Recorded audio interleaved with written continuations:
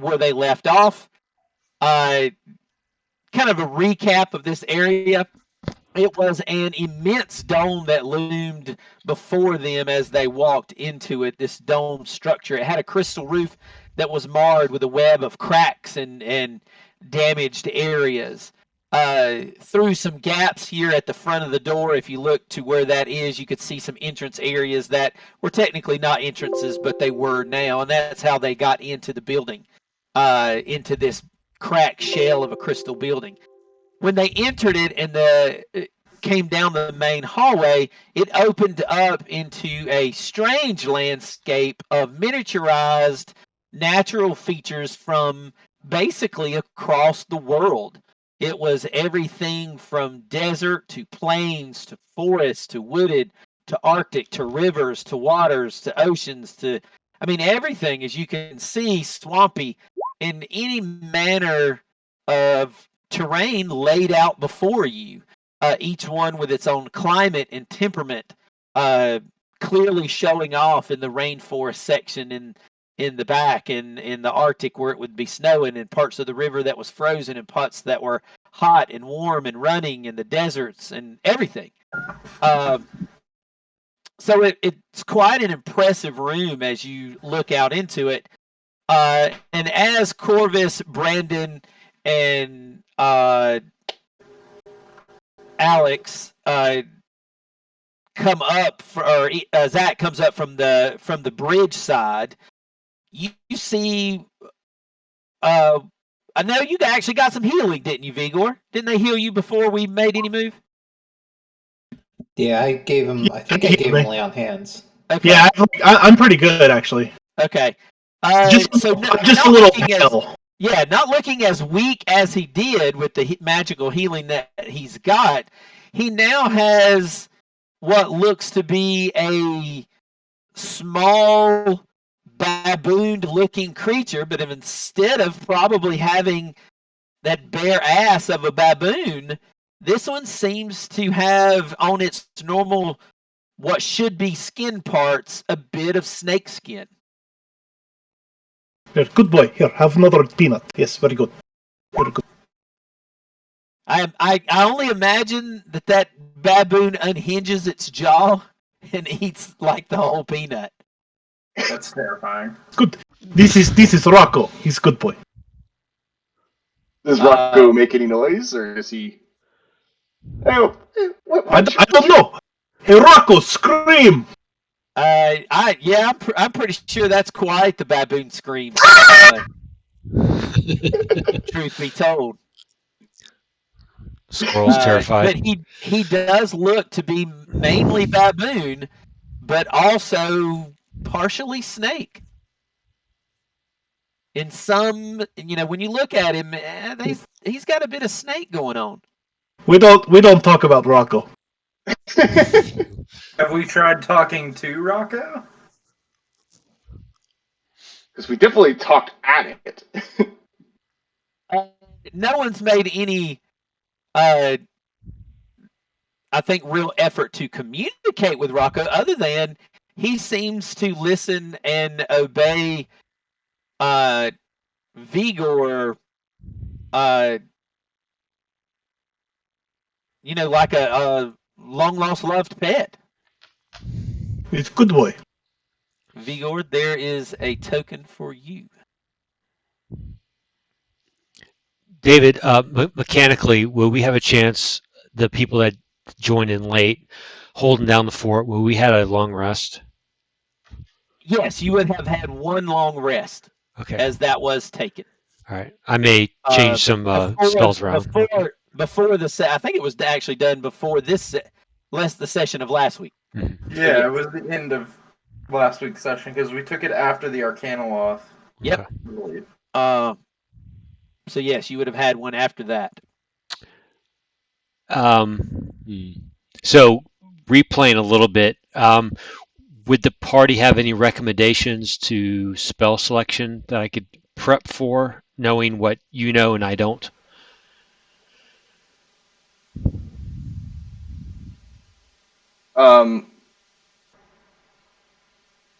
What do you I currently mean, it's have? just we've just been exploring the city. We haven't really seen anything. I mean, it's not. Yeah, we haven't run into anything we need to do. Let's see. No, fair enough. Honestly, these internal areas have been way weirder than I would have guessed. I Yeah. wouldn't even say we have a safe bet on what the inside of these things look like. Okay. Go with your gut, my guy. Yes, sir. Some of them are off the wall. I will admit.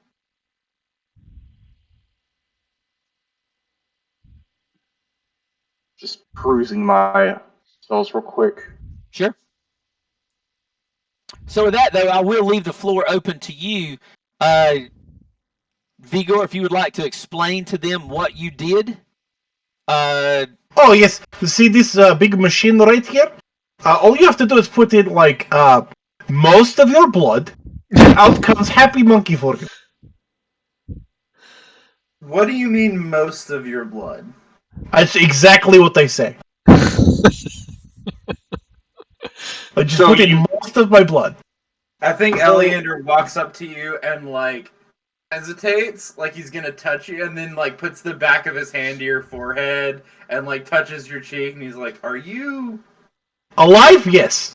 okay?" However, not too long ago, he looked a little bit like a raisin. I was a little more pallid a little bit ago. I'm still a little pale, but I am recovering. Yeah. But I have Monkey! Due to magic, he is feeling a whole lot better than. But now I have Monkey! What's up, fellas? Hey, Ethan. Hey, Hey, Ethan. The bard has a monkey now. It does. He's got a snake monkey. I am going to figure out how to make him a little vest and a fez. See if he can clang together some symbols. I think I'm good with mine. Teach him to steal. You're gonna distract him. You're gonna teach him to pickpocket. But yes, we also learned a few things about the city. There's the lightning arena, where you could find your athletic ability. Nearby this building is the Grand Theater. There's the Observatory, is the long skinny building over there. There is the music building, the Museum of History is also here, and another tower, then the other towers of magic kind of identify. So we actually did find out a lot about the map. I'll because just when we went to that real quick, just to kind of Igor can ping or do a couple things with that. The two things that are in green, the one that looks like a small domed building here at the bottom, that one is the one, Zach, that you had the vision of, that the book is in there behind some kind of purple barrier. It's the museum of history.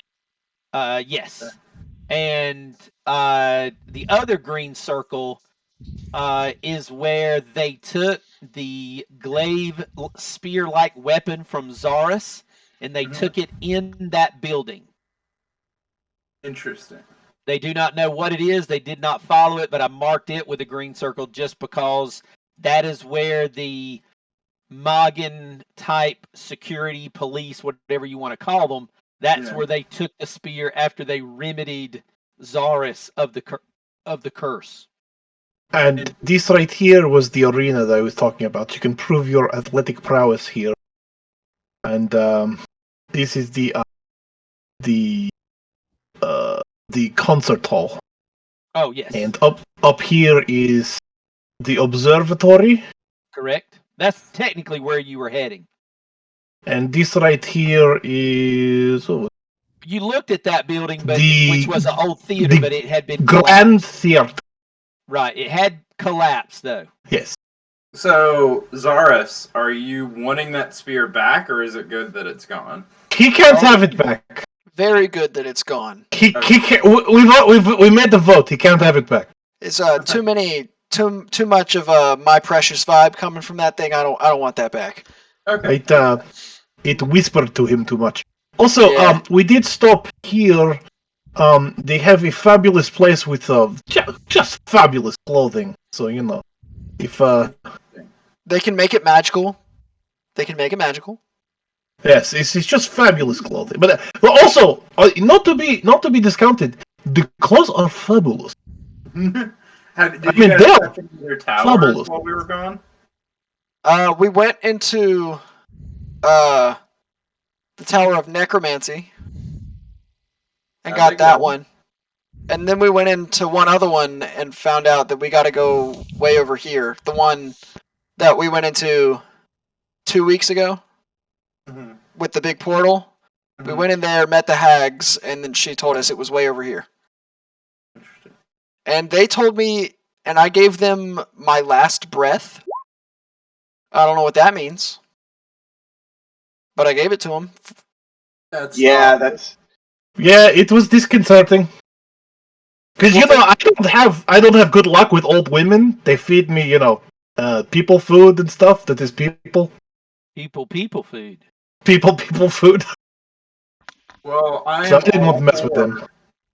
I'm all for removing the heads of some hags, and ingratiating myself with my lion buddy. But that library, man, I'm just Right. saying. Books. I like books. Yes, but here is the deal: is that Zaris wants to come back in 8 hours to bleed into this machine as well. No, I don't. I thought about it. I'm okay. Oh, okay. I'm okay. does it have an 8-hour cooldown or something? It Yeah. does. It It does does. have a fairly long cooldown. I do believe that exact time Zaris or Vigor figured it out. It does have an 8-hour recharge time. Well, because you can see here the this gear is turning this gear is turning this gear. It'll take about 8 hours before this gear gets that gear up there to correct. I was about to say we could all have like a real circus, like get like an elephant. Someone could get a giraffe. It is random. Also, Alligator, like, just he's FYI, the shoulder and is like that road only leads to pain. just FYI, Corvus, I did pull a boar out of your bag just to see what it would do in here. You were that bored, huh? Ha. Not that I had my boar. I was less bored. I had plenty of boar. We'll have Matter to of remember fact, that. now that you've said that, it's still over there roaming around. Yeah, it's right here. Yeah, I forgot about that. Yeah, you still have control of that too because you pull it out of the bag. Oh yeah, way up there. That's funny. All right, so yeah, I'm definitely gonna have to take everyone's lead on this one. Is there this shape to the building? On the way in, does it have similar properties, or is it different? Is it like the extra dimensional type of space, or does it reflect the same on the outside? You look through that crystal structure that surrounds this whole building, and I mean, it was basically just a domed building. I mean, you could look right through it, other than it has been damaged in the numerous places in the whole crystal dome structure. I mean, the description to you was it is marred in a web of cracks. I'm thinking maybe not as bad as a windshield of something like that, but it is pretty shattered and cracked with just a few places that have completely broken away, which you might be able to see that is at the entrance and toward the back. But otherwise, it seems sound, but the biomes are clearly magical. And you will notice the blue baldies are constantly upkeeping. Notice. Yes, the three wizard-looking Magen, they continue and try to keep each of the biomes clean and prepped. Also, Roland put an egg in that desert that he got from the heat. Oh, that is we true. should probably leave before that hatches. He did put the Rimaraz egg in the hot Lord. spot of the desert. I forgot about that. I guess because he likes chaos. He did bury it in the desert. This is true. I mean, Alex, have you been like incubating that egg the entire time, keeping it up to like? It's been next to the thermal cube the entire time. Oh. Oh God. So we'll have to deal with that scenario. We're gonna add Well, the. wait, I'm gonna add wait. the egg in just for Here- reference. Hear me out. We let it hatch, and then we sick it on the guards at the place where we gotta go. Hmm. Yes, this is. I'm going to call this the place of many pets. We will just accumulate as many pets as we can, and we'll have a small army to take on things. Yep. Take down Arl. Set the rhyme. I think And the y'all are rhyme. confusing this D&D game with Avatar, the second or third act. Hey. Just let us go with it, all right? Sometimes popular media makes its way into our D&D campaigns. It can't Right. be We're gonna helped. play the game we want to play. If I don't get a flying bison when I do this thing, I'm quitting. I'm done. Yip, motherfucker. I hope you can roll a double 0. Once, of course, you give all your blood, or almost all of it. Hey, Almost, oh. that's worth it to get a flying bison, all right? Okay. Well, on that note, on a serious note here, would this be an awful place to set our tents up and like?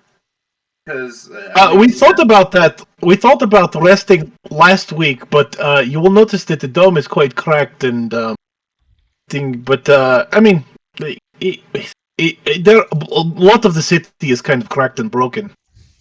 But this place is particularly not quite secure because the ceiling is broken in many places. Up. So where are we moving to next? Because I do think if we're not going to put roots down somewhere, and I don't need to put roots down. I'm not suggesting that. I do think we need to keep moving, at least at a gentle pace, because like you guys ran into the Arcanaloth again, right? How did that go? I got beat up. I helped. I read David's recap. From your perspective, did he say anything weird to you guys? Did he indicate what his goals are anymore? No, he sicked the Magen on us, and then he ran Yeah, away. he was just a dick. Okay. Yeah, he's just kind of an asshole. Is there some merit to hunting him and putting him in the ground for good? Because, like, Yes. not to make my problems the party's problems, but he did instigate a good bit of us side-eyeing each other that could be bad if we're supposed to fight some level 20 lich that has a Tarask in his back pocket. But yes, I would like to put him in the ground. That'd be nice. Right? Let's call it conflict resolution, and you and me can agree on. Yeah, let's kill that dude. Right? Yeah, let's do it. I'm game. So, party vote. Do we want to go to a tower and try to resolve a tower? Do we want to go try to break the book out, or do we want to hunt this fucker? Well, they Well, did. See, They did. We're See, already I on am- this. see, Yeah, I they am did interested in the come museum. north for a reason. I want to move you back to the world map in a sense. Mhm. They did come north to For go this. to that little spire there. Mhm. Everybody clicking it. Here we go. So they did come back north for that reason. Yeah. But that's only why they were coming north. Do and go. Obviously at this point, wherever and whatever you would like to do, I will follow suit. I think in character, just for the roleplay moment, Ellie, I forgot my own name for a second there. God. I think Eleander kind of normally he's been kind of a little bossy, a little forward about we need to go. Oh, here we need to do this. We need to accomplish the goal. I think now that he's like cleaned his wounds and seen how the other people in the party are feeling, I think he looks at Vigor and says, "We need to be of a single mind," and kind of looks to Vigor to be the guy to make the call, or at least talk to the party. I personally am interested in seeing that museum, but it's way to the south. We should probably at least check out this tower because we did come all the way up here to look at it, the observatory. Back your vote, man. So you're gonna leave the menagerie and head toward the observatory, correct? Make sure I understand. That is my vote. Cool. I will Yep. assume no dissenting opinions means cool. I was about to say, that's nobody fine with speaks me. up. Silence is acceptance. We're right here. It's right. I see it. It's right there. I mean, let's walk. Out of character, on that note, when we do party votes, let's do, or would you guys be interested in doing like a yes no in the chat? That way we don't have to talk over each other, but at least have the visual confirmation that everyone's cool. Yeah, that's fine. Okay. I'm neurotic. I like confirmation, but that's not everybody. I've always said I want to like a ready check for a vote system type thing, so that you could get a yes no easily, like raid group stuff used to do. Oh, Same. same. So you make your way out of that menagerie, in a short distance away. You come back to exactly the same situation where the Magen simply have not moved in any capacity. And as you approach this observatory, just like what happened to you the last time, each of you telepathically hear a Magen speak in your head, and he says in a very monotonous tone for you to halt. No one is allowed in the building. Please continue on. He makes no emotional care that you're back again. His facial expressions doesn't change, and the Magen that are there tell you that same thing in that telepathic message. Have we tried fighting these things yet? We fought them last session Yeah. when they jumped us, or jumped me, I should say. Not this particular group. But Not this No, group. not this group, but It was a Magen different in one, yeah. general. Yeah. Correct. What are they doing, David, in particular? They seem to be standing pretty stoic at that front door. They don't look to be breathing. They don't look to be fiddling with anything. They don't look to be caring about the passage of time. You get the impression from what you've learned that they have been given an order, and that's what they're doing.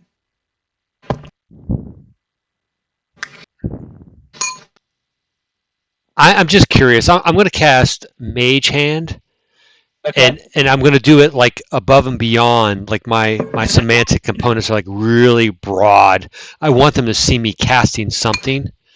I think given you just standing out in the open, it's easy enough for them to see what you're doing and the mage hand, that you summon.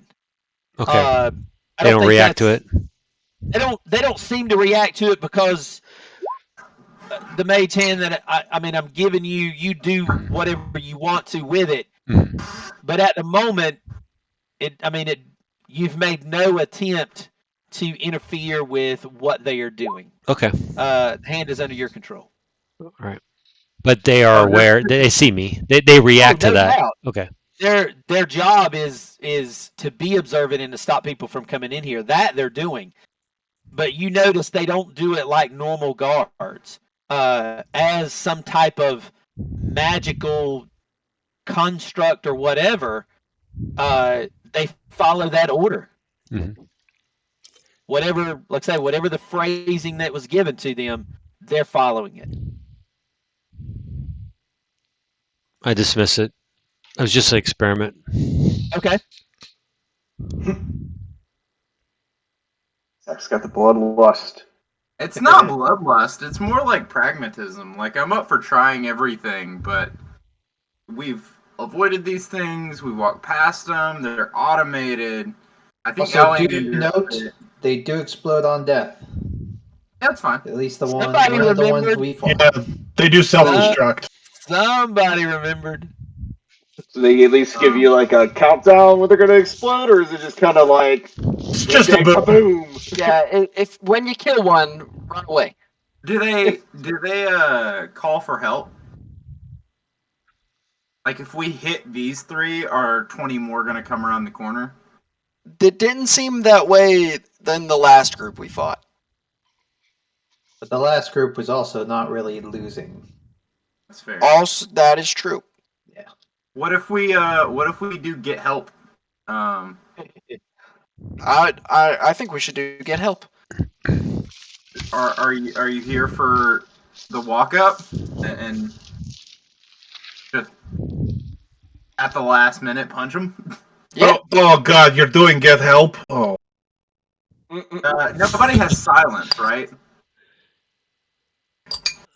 I do Usually not. what, bard or Cleric. Yeah, I yeah, don't. bard or cleric maybe. Yeah, I don't. I actually don't think I I can thought- learn it at my 1 level of cleric. Roland, I thought you picked up a scroll of silence the last session, or was I? Let me check my notes. Or did I forget? might have- You know what? Am I I- think you did say one of those was silence. I feel like you did say that. Yep. Scroll of Silence, Hey! Wrist Pocket, Zone of Truth, and Lesser Restoration. Yeah, out of those scrolls you found, I do remember you saying silence. Look at that. Well, it's your scroll, and we only have one of them, so I wouldn't want to implore. But the idea that Eleander is formulating is I honestly just took the scrolls for Corvus. very cool. Good man. Good man. It's up to the group. I think 2 of them are ritual able, but aside from that, yeah. My only thought was get as close as we can without antagonizing them. Drop silence or some other containing effects that we might have, and just cross blast them. Because I know Brandon has really good cone effects, or like Scorching Ray. I've got a big wide cone that I can do of ice, and try to like shock and awe, Hey, take them down very fast. David, As can you, I have that? as you can I are have that? discussing, Uh-oh. you see one figure. What 30? Oh, dick. You see one of the warrior type Magen that seems to be going and patrolling around this building. It's taken him a couple rounds to just make it this far. But you see him simply crossing around the back, patrolling around the building. As you continue to stand there, he pays you no mind and keeps coming around the building. Hey, David. I probably would have taken that boar with me. I didn't. I know I didn't say it before we left, but You know what? I would I have didn't whistled think for that about boar. it either. I will grab him. Do you guys want to try to send in the boar just to see what happens? If you're okay with it dying, yeah. I am not attached to the boar. It is not Rocco. Good boy. Yeah. As this thing was coming around the corner, Eleander would look at the bard and go, "Is it worth trying to take one silently?" And I kind of look at Could Corvus be. and go, "Maybe you could take it apart." Again, they do explode when they are taken down. So Is it when they're taken down or when they're at 0 hit points? Because me and Zaras are big boys. We could lasso this fucking thing. Zero. The way what we No, noticed is 0 hit points. Yeah. It was when they seemed to go unconscious. How large was that blast radius? Was it pretty large, or? They know It wasn't that huge. It was like if you were next to it. they know it wasn't 30 feet because they were about 30 feet away.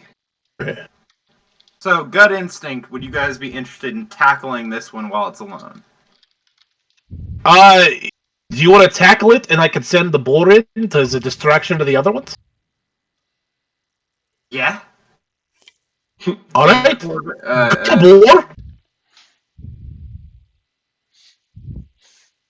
Yeah, if the party's giving me the nod, I'm gonna kind of loose some rope from my belt and just very casually, very calmly start walking towards this thing on like an intercept. Like as it comes around the corner, I kind of want to intercept it there, or right in front of where it's at.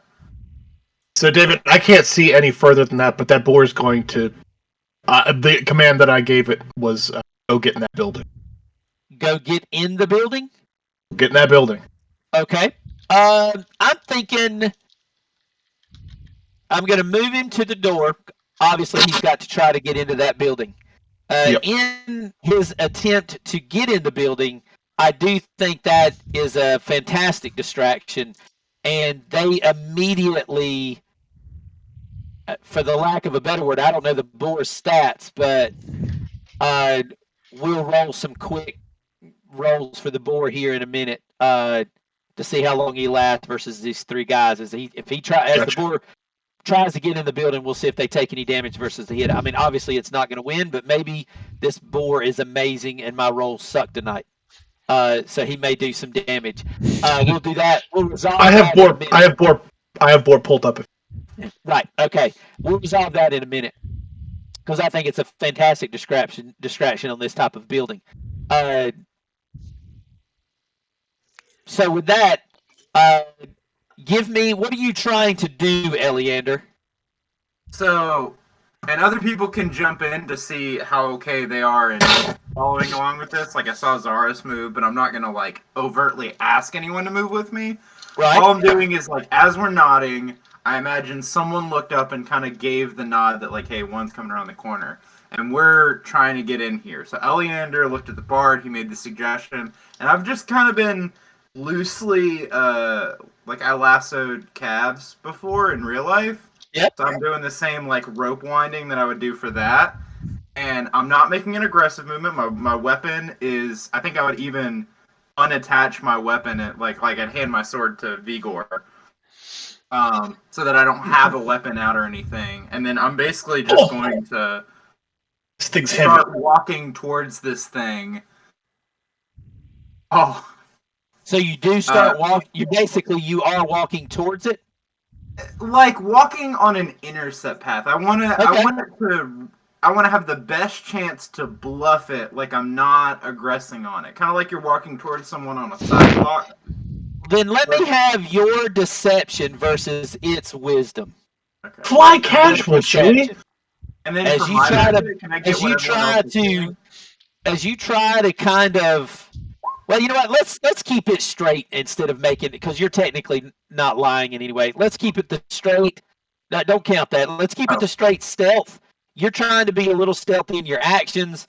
Let's just see if he notices what you are trying to do and make an action. I'll either let you keep that or you can roll your stealth. You let me know. Well, my stealth is a 0 at disadvantage, so I'll take the deception, sir. Then your deception works in what you are trying to do. So I am going to give you the free surprise round. Other than that, let me clear this out. I'm going to get initiative for everybody, and we'll start with that. For everyone else's benefit and for mine, can we talk about what everybody else is doing before? That way, if anyone else wants to capitalize on what I'm doing, they have the chance. Zaris is just waiting. Okay. He's just waiting for you to do what you got to do. I already put in the chat. Did you roll a 22? I did roll a 22 with only a +4. Dude, he's been rolling good on initiative and damage. We're fucked. Oh. It's one or the other. We keep telling you that. He's been picking both recently. It's not a good sign. I did wreck the family group this past Sunday. I'm gonna need you to uncheck one of those boxes. Yeah. We know the DM has boxes to check. If everybody is on the board that's actually doing anything, which looks about right, we're going to get that in descending order. You are up first, Eleander, but you're not on the board. If you'll still get your... sorry, you didn't roll through. It's going to be garbage. It's not the worst. You're going first either way, and then you'll fall in line to the order. Corvus, does your spell has verbal components to it for your held action? I believe it does. Let me check real quick. I just wanted to know, that way if you do see them... Semantic. If your thing goes off, it should let us know, right? Yeah, it's semantic and material only. Okay, so you could scream. Gosh, Alex, that was awful. Hey, I'm back to natural state. He's actually feeling good about it. Yep, everything's right with the world. He's rolling bad initiatives. So I might be over-describing here. For my turn, since I'm the only one that got the surprise round, I think I would walk basically I'm walking past it, so I'd end up here, kind of Okay. behind it. And as I walk past him, I'm just gonna drop, sweep the leg, and go for a grapple. And I've got 2 attacks, so it'll either be 2 attempts at a grapple or a grapple and then pull to the ground. You got it. Let's have at it. So, Yours against mine. bam. God, that was garbage. All right, your first one. You go to grapple him. He is able to spin and knock that arm off. Your second. You are going to grapple, sir. All right. I have his. I guess he's only got 2 arms, right? Yes. So cool. I get up behind him and I pull both of his arms up behind his back. All right, you got him grappled. We will fall right into initiative. You try your best to pin him up. He reaches and takes that long sword out, and he is going to try to slice at you twice with it. I think both of those hit, unless you do something to make them miss. This is a little retroactive. I was also going to say if I could cast a bonus action spell and give myself Dragon's Breath. During the surprise? Yeah, I have a full turn, right? Yes, it's my understanding is it's just a full turn. Sure. Then I touch my neck as I'm walking by him, and I use my bonus action to give Dragon's Breath for a minute. Okay. Are you shielding any of that, or are you taking 22? I'll cast Shield. Let's stay up. Does that make both of them miss, or one?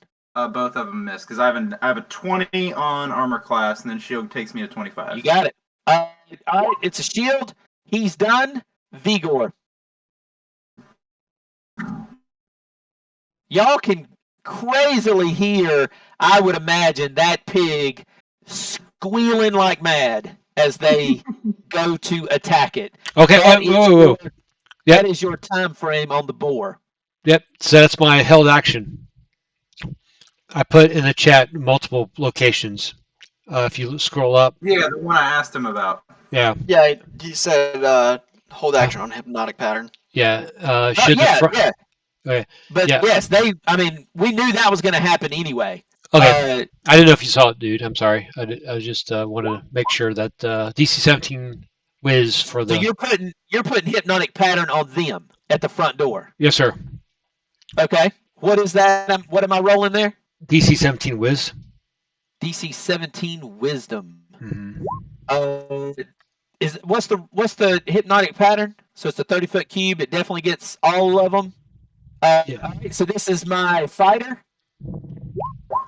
He is not going to make it. But that Magen do have magic resistance, so I'm going to roll it one more time. He's still not going to make it. This is for the magic user looking guy. This is a charm effect, so nothing happens to the mage. Going to the Hypnos guy, he is also immune to charm, so nothing happens. Okay. However, the blue guy, the fighter guy on the end, falls under that effect. Okay, so this guy right here, correct? Yep, that guy right there. Okay. And what is that? He's incapacitated, right? Yeah, so he's basically just being bedazzled by Roland's he's just crown. Standing there. You got it. So that went off. I will just add them into the current rolled initiative for them. So continue on Vigor. You immediately see Corvus cast Hypnotic Pattern over to the main door. And I am going to cast Charm Monster on the one that Elian. Okay. Is that Wisdom again? DC 15 Wisdom save. Get it right this time with advantage. I'm going to make it on the money. Fuck. Damn. Okay. He really wants the Charm Monster work. There's no chance me grappling. Damn. I thought you got him. He is grappled, but sadly, grapple only reduces your movement to 0. Yeah.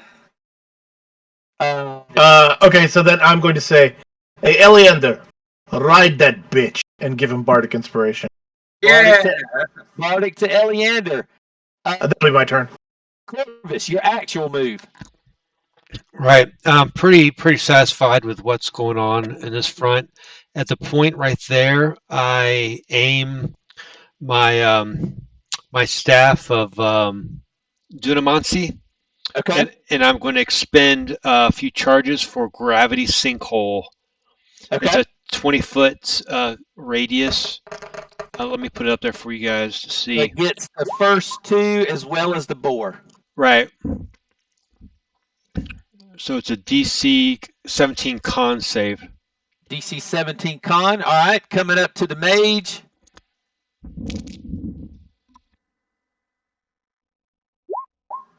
He's going to make it. Coming up to the mental guy. Can't see. They're both going to make it. So they'll take half damage from whatever you roll. Yeah, it's 12 force and nothing else happens. And you got it. And I'm going to move in wizardly fashion. And how many hit points does the boar have, Vigor? Do you remember?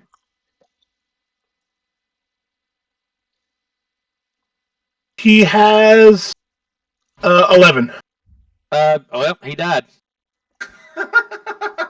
Did he take 7 damage or less? Well, you know what? On the last one? 12. He's going to take 12 even if he halves it, so he's dead either way. Because he has Relentless. If the boar takes 7 damage or less, that would reduce it to 0 hit points. It's reduced to 1 hit point instead. Even if he makes a DC 17 con save, he's going to take 12. So I don't think he makes it. Gotcha. All right, Corvus, anything else from you, sir? Damage done. Yeah, I moved and tapped Brandon, Ernest on the shoulder. And it's like, "You up, pal? They're right there." And I move like a coward in between everyone else. Okay. Your actual turn. My actual turn. I think what I'm gonna do is. Oh, I know what I can do. I can be a real dick about it. I'm gonna use my action to breathe dragon breath in this dude's face, because the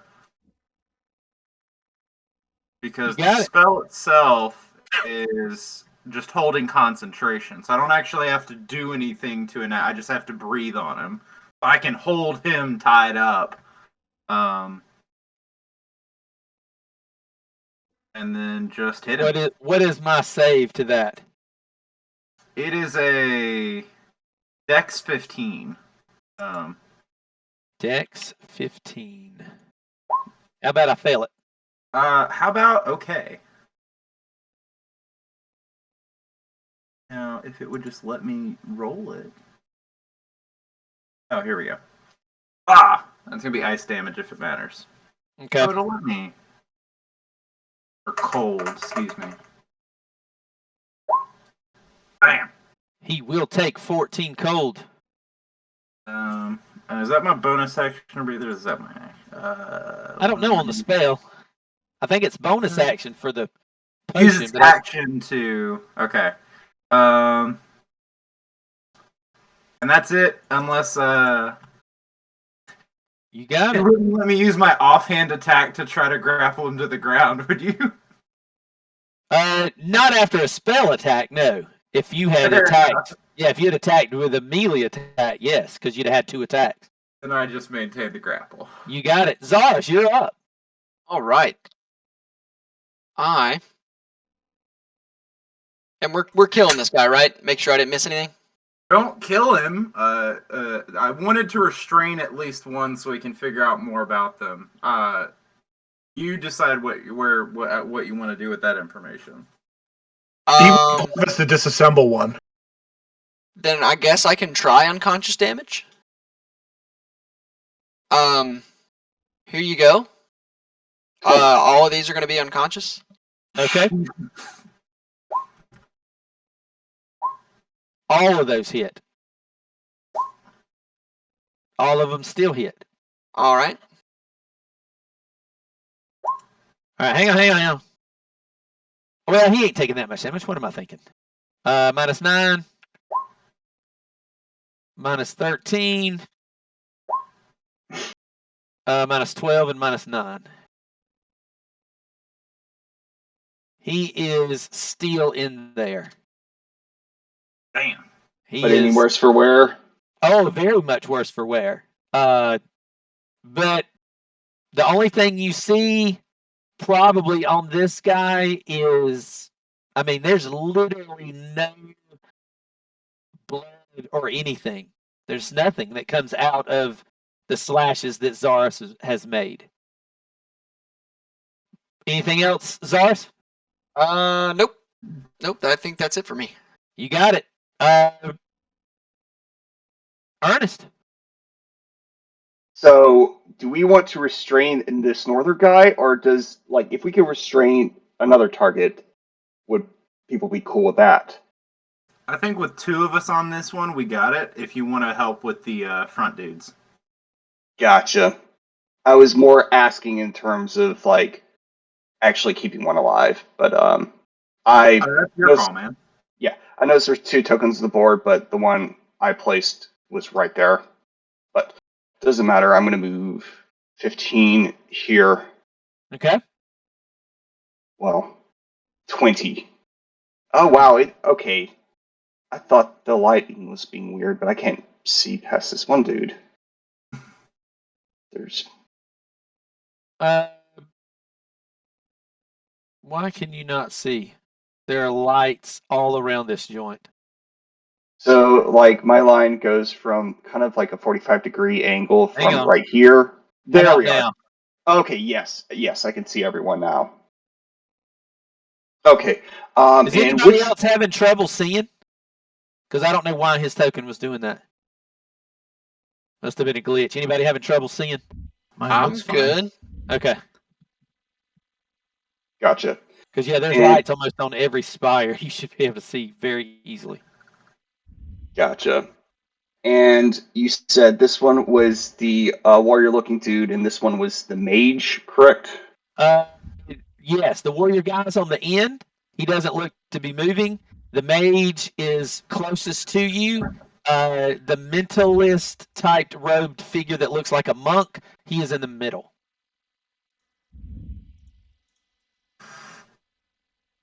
I see.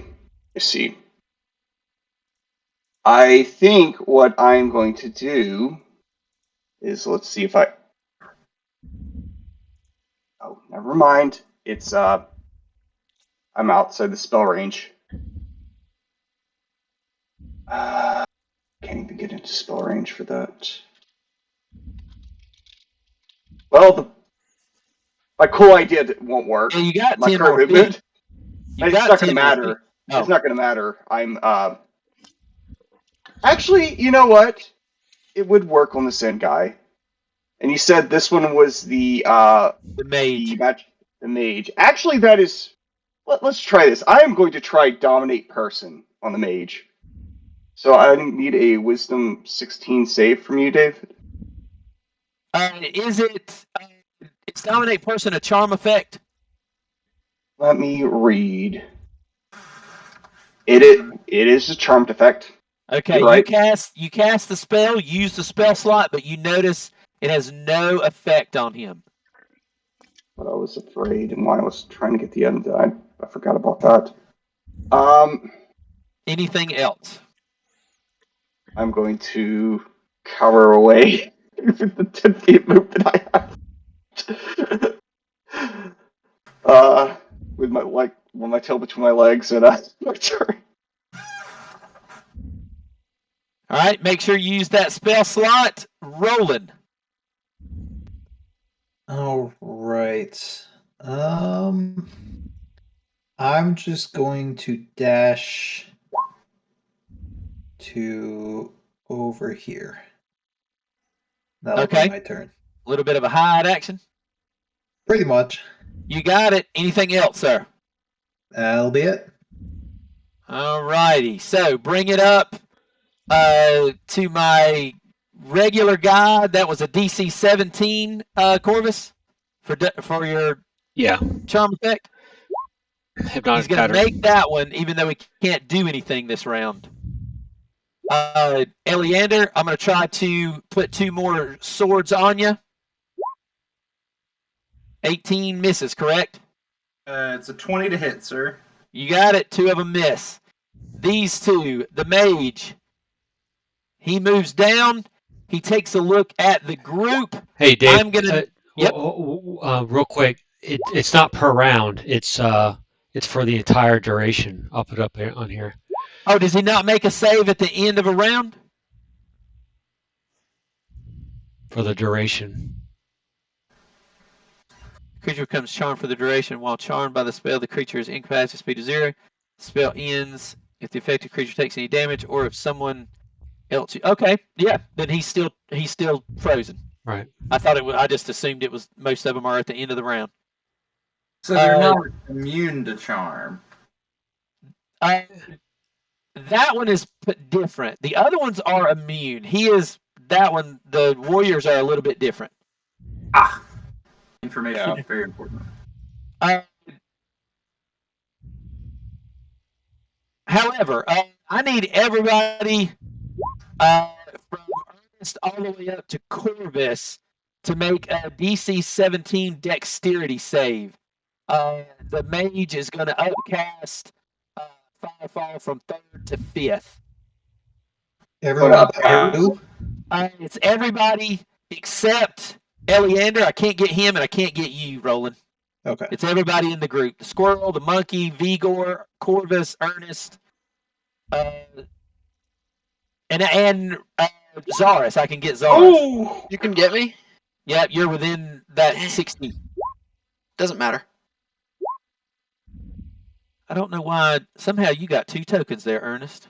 Let me see. Yeah, what's that's going what on I was here. mentioning. I didn't see, like, I delete that one because I Yeah, know I that wasn't was on the- not you. Yeah, I was not on the board earlier, but then all of a sudden I was. But I dragged my token earlier when I wasn't. I got you covered. What's the DC? DC is 17. Okay. 17. Damage is total of 40 fire. Half that if you made the save, half again if you've got resistance. So who's taking what? I'm taking 20. You got it. I'm taking 10 Corvus. Because I'm resistant to fire. All right, if you'll make a DC 10 con save to hold your spell. Vigor. Looks like you're taking 20. I'm taking 20. Oh, you made it. Barely. Is there any point in the monkey and the familiar? Now they're dead. No, monkeys. All right, I will remove them off the board. Brandon. I mean, I rolled in that one. Oh, I think you're taking 40, sir. I am. That's all he's got. Not Rocco. I'm gonna die again. I'm gonna die.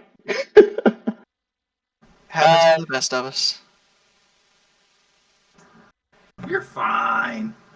Wasting spell slots, rolling crit fails. Corvus, I need you to make a DC 17 wisdom save. All right. Before you give me your result, I have a thing I can do. Okay, you just let me know what you're doing. Okay, so it's called Arcane Deflection +4 to save. So what's the DC 17? It's a DC 17. He's putting a suggestion on you. Okay. Which guy is doing it? This guy right here. Okay, I'm gonna counterspell it. All right, use the slot. Yeah. Smart. That's all I got. Vigor. Now, can you use Arcane Deflection and... I didn't use Arcane Deflection for. You're talking about as far as my action you have economy. used them- No, I didn't use it because I couldn't close enough benefit to from matter. it. You got it. I would have been 3 shy. So my You got reaction was for that. Yep. Vigor, you're up. You dumb son of a bitch. I am going to take the bonus action to dash Okay. to get to here, and as I run, I'm going to pull out my scimitar of speed, Ooh. and I am just going to hit him with it. That's going to hit. He's got a 14. So you're going to do 7. 7. And that's good. That's you. Corvus. I don't like these guys. Let's So I'm still concentrating on a spell. And it's this guy right here. Or no, I'm sorry, it's this guy that's... This is the mage. That's the suggestion guy. Okay, so the person I'm concentrating on is off I can't see him, is probably over here someplace. That is correct. He is off. Okay. Seems he's still way over there. Okay. I don't know, with the Street Fighter stun effect, I guess. Yeah. He's All right. like, 5, 10, 15, 20, 25, 30. That's 30. And I'm, excuse me as I cough in your ear. I am going to, let's do a little bit of non-concentration. Thorn Whip. This guy right here. Okay.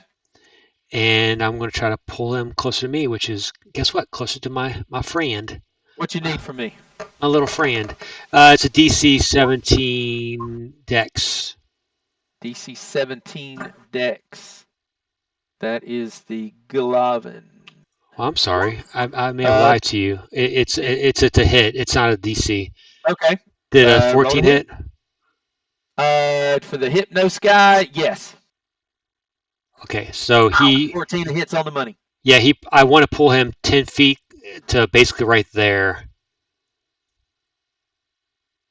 Yeah. And that's my turn. You got it. He takes 8 damage. Yes, 8 piercing. All right, done. Eleander. I'm gonna pull this out of my back pocket because I've had it for a while and I haven't had a reason to use it. I handed Vigor my sword earlier, so I'm just gonna grip the insignia of claws that's stitched into the back of one of my gauntlets. Yep. And I'm gonna drop elbows on this dude. Non-lethal damage. Yeah, I don't think there's any activation to that, so it's just your physical unarmed attacks are magical with a +1. And I'll double check real quick. It doesn't even require attunement. So I think you just wear it in a sense. I wanted to make clear because I get +1 from it, and I don't know if he's got like resistance from non-magical or something. It does make my melee attack magical. So have at it. Whack number uno, non-lethal, and we're gonna bonus action ensnaring strike the first one that hits. So all right, that one's gonna miss. Next one disadvantage. Disadvantage? Why? Bad.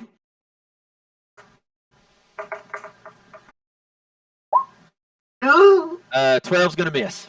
Okay, I will. Let's see.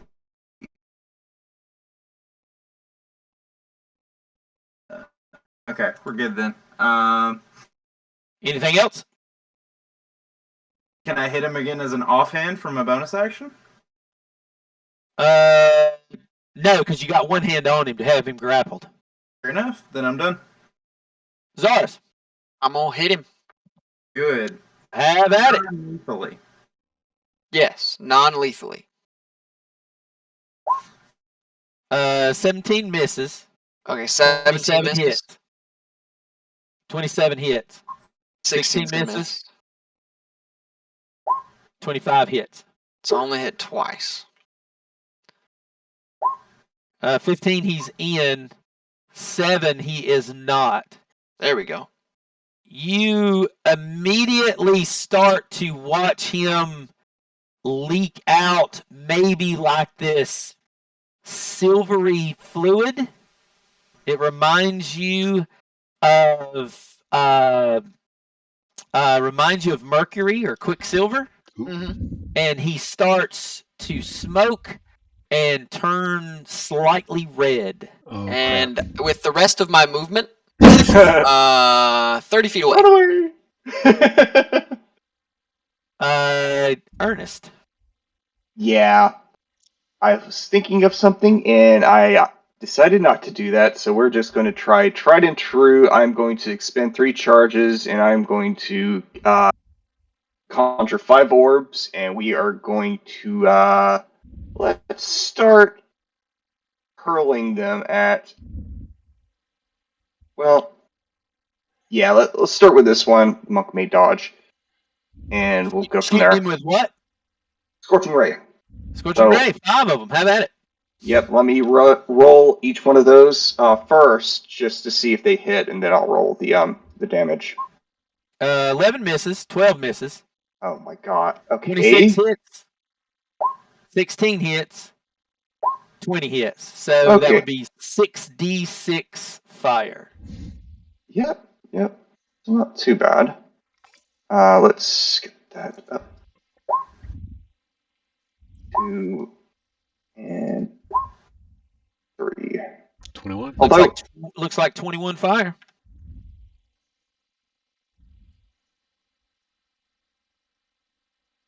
Anything else, sir? I think that's going to actually. I'm going to move 30 feet right here. Actually, yeah.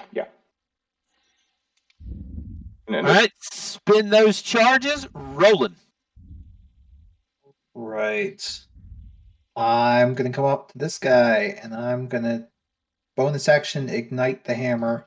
Okay. And take 2 non-lethal swings. 11 misses, 23 hits. Right. Takes 18. He will take 18. And that'll be my turn. Do not think constructs. Nope, they are not immune to psychic. Then round 2, moving back to them. Vigor, would you like to take an attack of opportunity? I would love that. Hang on a second. Yep, take an opportunity. I'm not going to, but it didn't work, so I don't think a 10 hits. It did not. You gotta have a 14. All right. So the mage moves up into the middle. Gonna make some attack rolls against you guys.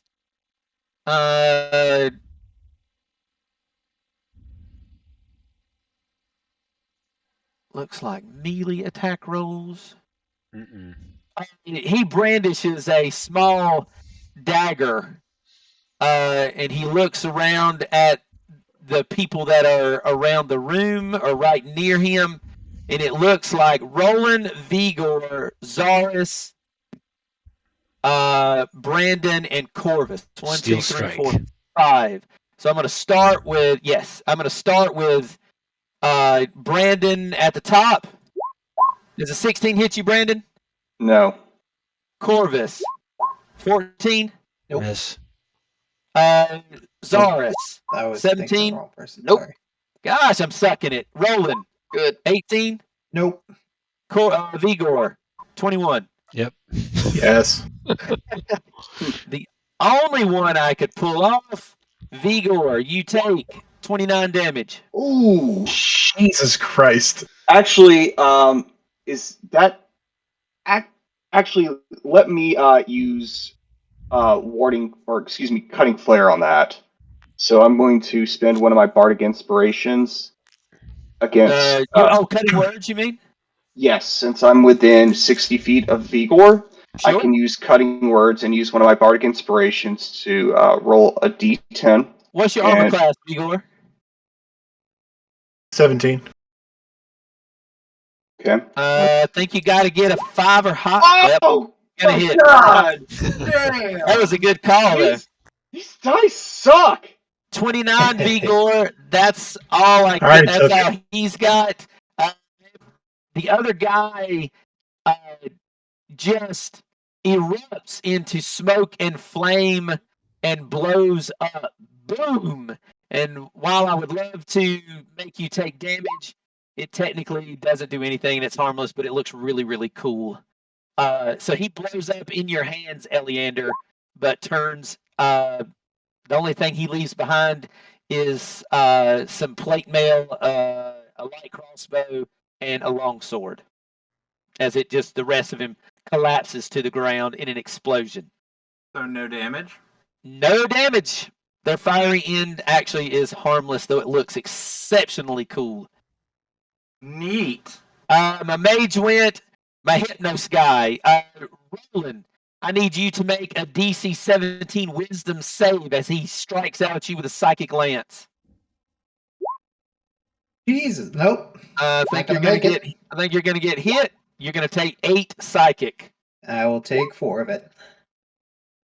Let me see. I'm assuming it's a spell. Is it a spell? Spell attack? No, it's just. I mean, I guess it would be like a spell attack, but it's not a spell. It's a psychic lash. His eyes glow silver. Targets one creature in 60 feet. You fail to save. You take the damage, and you can't take reactions.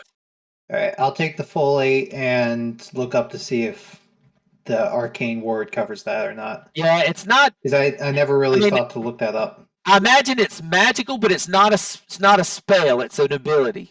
Right. Psychic lash. That's all I got. Vigor. You dumb son of a bitch. Vigor says as he first off does that as a healing word to bonus yourself. Action. Yeah, as a bonus action. All right, take the 9. And then he's going to up here and just fucking stab him. Gotta have kill a 14. my monkey. Take my fucking eye. Jesus Christ, this sucks. Bro. All right. I had 5 chances to hit you guys and hit you with 1. It's terrible. You hit me. I did hit you there. You hit me. I did hit you there. Anything else, sir? No, I'm done. Corvus. Seeing the bloody bard run into combat is going to make a good song, but he's got to survive in order to create that song. So I want to get on. Part about living. Yeah, exactly. So I'm going to get on like a different angle, and I want to cast Thorn Whip to try to pull this guy away from him. Okay. So gotta hit again. Yeah, here it comes. Oh gosh. No, you missed by 1.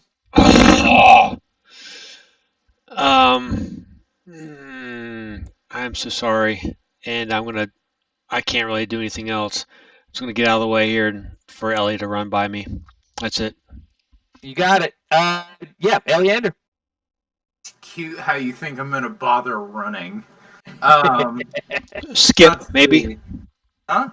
Skip or somersault? I'm gonna fling myself with the force of the northern winds because this is 1, 2, 3, 4, 5, 6, 7, 8 spaces to get to him. I can move 6, and then these are 5-foot squares, right, David? That's correct. I want to make sure I didn't goozle myself and talk big. Bonus action, I'm going to cast Ensnaring Strike, which is a first level or higher spell. Dropping concentration on Dragon Breath. The next hit I make, they have to make... we've done this one before. But because I cast a first level or higher spell, I can make the winds push me another 10 feet because I am a Storm Sorcerer. Which will put me right behind this dude. And I will grab my... I guess it'd be the same distance to be here from where I was because I can move 1, 2, 3, 4, 5, 6, and then move 2 more with the 10 feet. I am now next to Vigor, so I can take my sword off of his hip, and I'm gonna hit this guy. Okay. So first hit, whack. No. See? It's as bad as me. It's as bad as me. Oh no, it's not going good, fellas. That's the second time. However, a 16 is going to hit, but I am going to use my reaction and turn my 14 into a 19 and make that miss. David. I am going to spend my first level slot and make that miss. Ah! Anything else, sir? No. Zaris, Okay. 19 gonna- AC on the mage now. Yep, I'm gonna move up to there. I don't give a damn about your 19. I don't give a damn. No, I would say not. I don't think I can live through that. The first two is 27. The next two is 21, and I cannot. Oh, good. Could you and have- technically, Did it take all? you have the bonus attack left.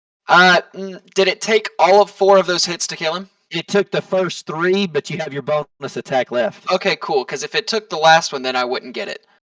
Well, then I'm gonna do this. I moved 10 feet.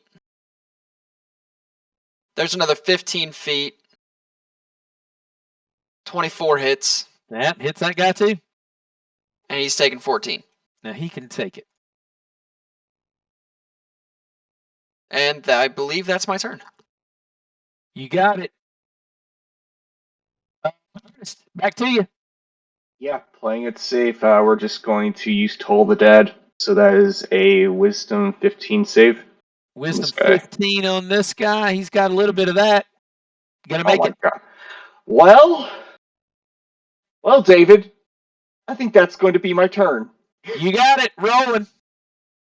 In the deep. Okay. I'm going to take 2 attacks, non-lethal. Have at it.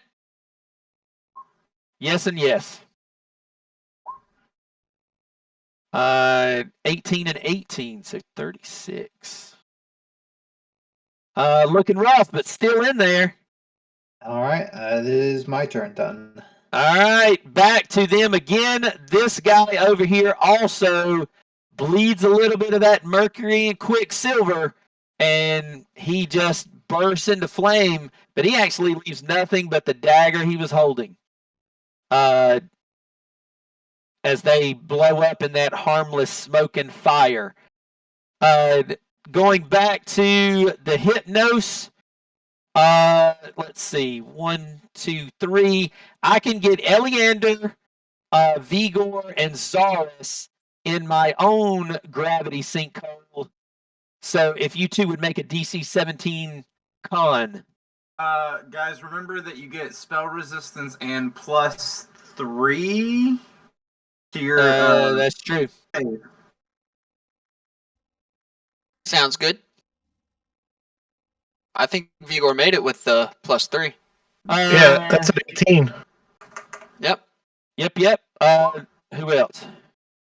My +3 is included in that. So Yeah, yours is. You did not. All right, so it hits. Hey, It's gonna Roland. I'm outside of Roland's. Yep, it's gonna do 26 barely. force damage. As it pulls you in, everybody resists it except for Eleander. Eleander, it yanks you to here. Do I still get the half from spell resistance? Yeah, I mean it's still spell. Do we get half of half? Do we get half of that? Do we get half of half? So we take 6. Yeah, because one is a save, one is a resistance. You can't stack resistance, but the save still works. Yes. Sweet. So it would go from 13 to 6. That is correct. And Eleander, you would technically take 13 instead of 26. Yes, sir. Get rid of that little red circle. 1 second. There you go. It pulled you in. That is all he has, Corvus. Okay. Oh, wait. What about me? I deleted. You deleted your guy, yeah. Yeah, I deleted it. Made it go away. You're won. You're up, Igor. Vigor's just going to go to here, wipe the massive amounts of blood out of his eyes. And the crushing force. Yeah, against the force of this gravity well, he's just gonna push on up to this guy and try to stab him. Jesus. Not gonna happen. Good All right, Lord. fuck it. Free action. I'm pulling my Moon Touch Rapier, and I'm gonna do a 2-weapon attack.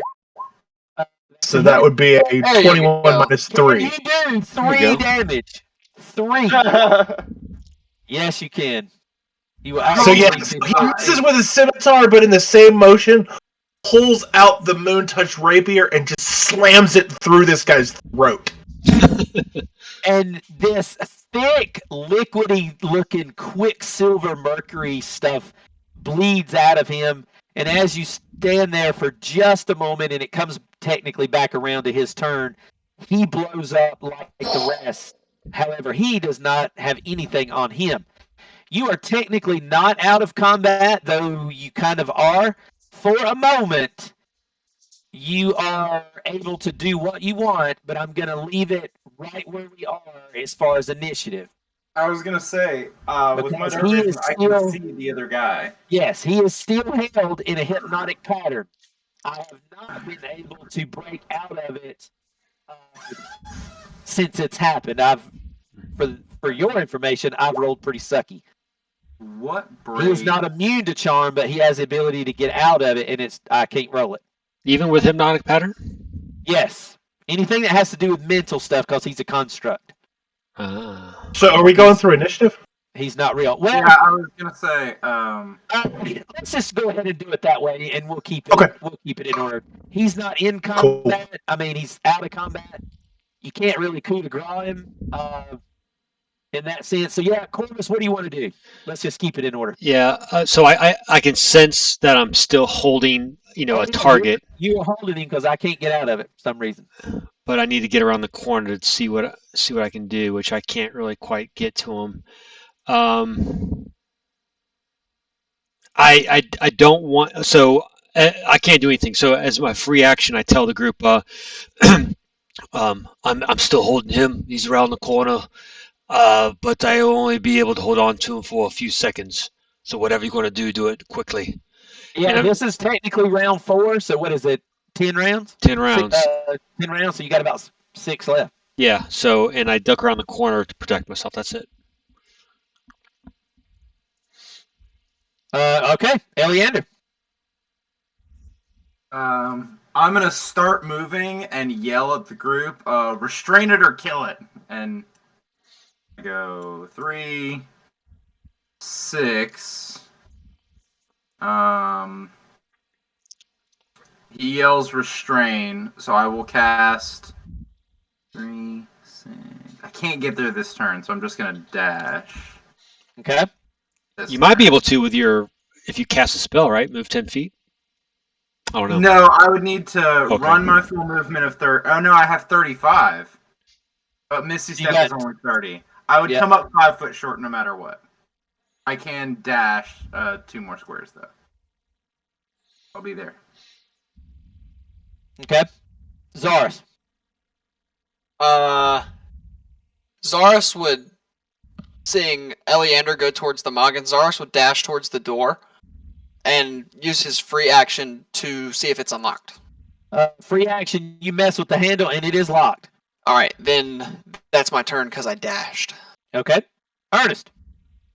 Yeah, I'm going to come up 30, and actually use dash as my action as well. So I'll come down to, well, here. Okay. Anything Extend else? it. Nope. You got it rolling. I am going to come 10, 20. Oops, I accidentally backed out. Oops. I think I'm just going to take the dodge action there. Okay. That'll be my turn. It's technically theirs. Hit their turn at the first of the round. I'm going to roll that again real quick just to get on the board. Wow. And now I'm going to start rolling these in front of everybody. Still can't get out of it. So nothing happens. He stays exactly where he is. Bigor. D6? Do what? Was that meant to be a D6? Yes. Interesting. Vigor is going to turn around and go to the spot where that dagger is and pick it up. And as his action, he's going to pee on the spot where the burn mark is. Okay. Anything other than that? Nope, that's my action. That's it. I'm going to pick up the dagger and pee on the spot where this guy was. Where the guy just evaporated. Okay. Yep.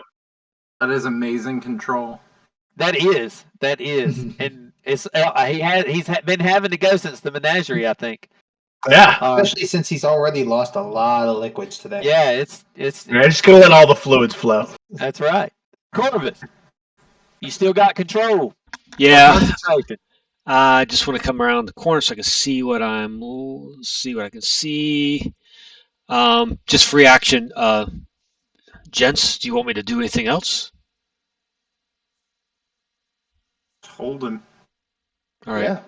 Yeah, because I could put grease, make it doubly difficult, but that's not concentration. But nope, You can lube him up? Yeah, only if you want to. Not that kind of party. Yeah, I'll just go around the corner and Unique consent. actually, you know what? I think I will do something as an action. On the way back around the corner, I will cast my curative restorative pulse, which is my cure light wounds, to good friend Vigor here. Good friend Vigor takes a little bit of health. Eleander, back to you. Quick round. Other than using my action, do I need to roll anything to come around the other side of him and start to tie him up? And I mean like a full body wrap. Let me think of how to do this. If it helps at all, I was going to, because Zaris goes right after me. I think we've had this discussion before. You're not doing any damage, but if someone shakes that creature, he will come out of his stupor. We had the conversation when we were thinking about trying to disarm someone while in hypnotic pattern. Right. If you do too much, and obviously that is a very fine line. Yeah. If you start doing too much, because this has happened to you guys before, you're going to shake him out of this. Let me. It might not be the damage part of it, but it's the shaking part of it, the messing with him. For roleplay's sake, my thought was to toss one end of the rope to Zaris, because he goes right after me, and we're the two biggest, and basically walk in a circle of this thing and pull it tight. And if that's like a sleight of hand roll or an athletics roll or whatever, that's kind of what I was assuming it would be, but it's your call. I will definitely, if you two can do acrobatics or athletics to do that, and it will put the grapple effect on him. I want to try to get restrained on him, because I can just... There's no way you could tie him up enough to be incapacitated or restrained before he would come out of it. I'm cool if not given the spell effect. I'm cool if I could get restrained, even if it means ending the spell. Could I go for that, or do I need to grapple him first? Yes, if you succeed by 5 or more, I will give it to you. And given the fact that he's just standing there, I'm going to make it a DC 14.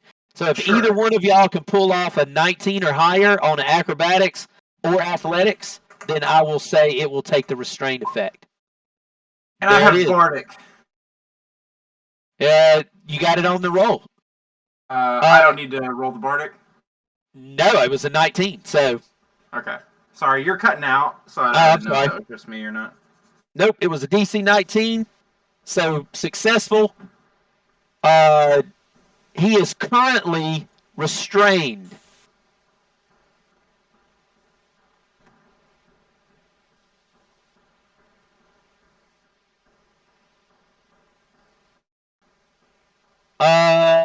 Zaris, I am assuming you are helping him pull that off?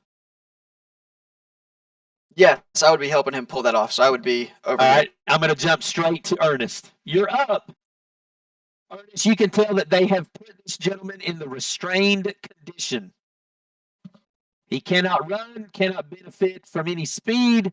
Attack rolls against him have advantage. His are a disadvantage, and he has disadvantage on all dex saves.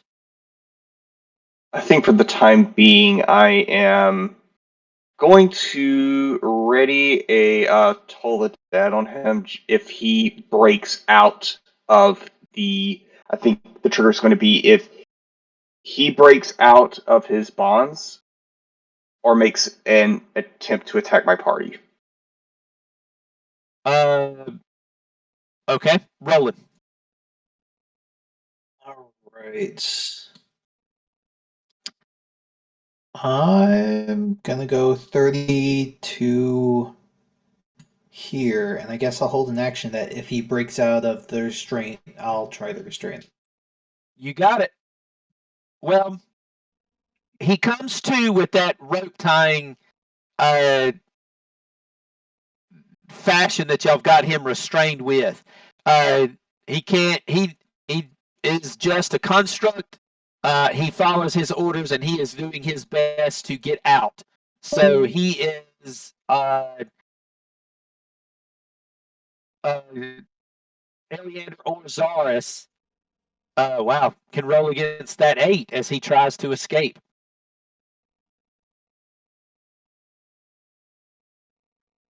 You keep him restrained.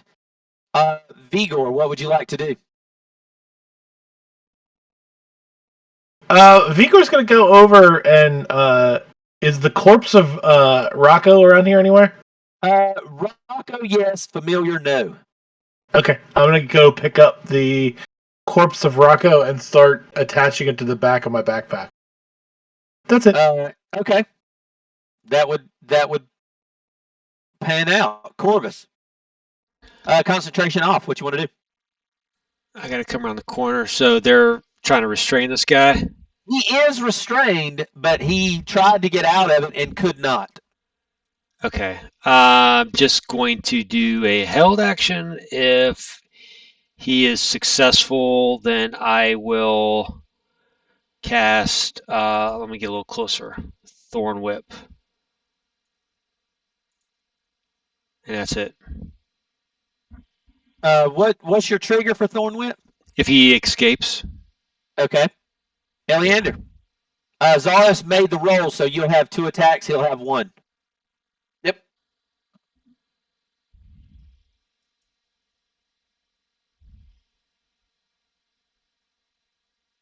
Actually, no, that doesn't take off yours. That takes his to do that. So you're still good, Zaris. Oh, sweet. It's an off round. You're just resisting. I don't know what I'm thinking. Zach said his router's resetting. Uh-oh. Shoot. Bang. That could take a few minutes. Take a break here. Oh, it's 8 o'clock. Let's take a quick break. Yeah. So I have to say, I 8 just got a delivery, so Yeah, right take back. a quick break.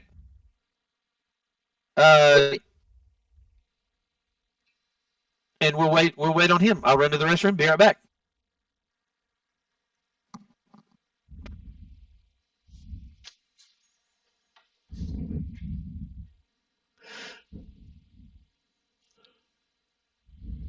I need some commercial music here.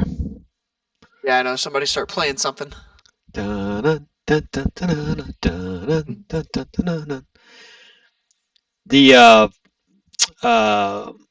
new Boba Fett series on Disney is awesome. I love it, dude. Mm-hmm. I think it's great. I was a little disappointed. Did you watch the episode today? Oh, no, I did not. Oh, then I'll keep my mouth shut. It's all good, man. Yeah, Still a good episode. Still a great episode. Yeah. I just like how it's kind of gritty, and he's becoming a hero. Who would have thunk? Who would have thunk it? Yeah. Our little boy's growing up. I know. Super good. I finally caught up and finished the Hawkeye stuff, and that was good too. I wasn't sure what I was thinking, but it pulled out at the end. It did. Bringing back I forget that actor's name, but the Kingpin. Yes. I don't know if you watch any of the Daredevil series on Netflix. No. Oh my gosh, dude. You need to go watch the Daredevil series. It is fantastic. Yeah, I'll have to do that. Dude, it is fantastic. And the same guy is Kingpin. And if you've seen Spider-Man No Way Home, the same guy that's playing Matt Murdock is Daredevil in that. Okay. Dude, that's a great TV show. That and The Punisher on Netflix were also great. Don't bother with Iron Fist, though. Iron Fist wasn't that good. Now, I did watch, and I was very happy with seeing, was it Shang-Chi? Oh, Shang-Chi. That was a good movie. I liked it. I liked it too. I really like that actor. Yeah, he's good. He seems to be really a modest human being, and I think he'll go far in Hollywood if he keeps his head on straight. Yeah, I hope so. But yeah, I've been catching up on that stuff. Pleasantly surprised. Yeah, dude. Boba Fett's been really good so far. Yeah.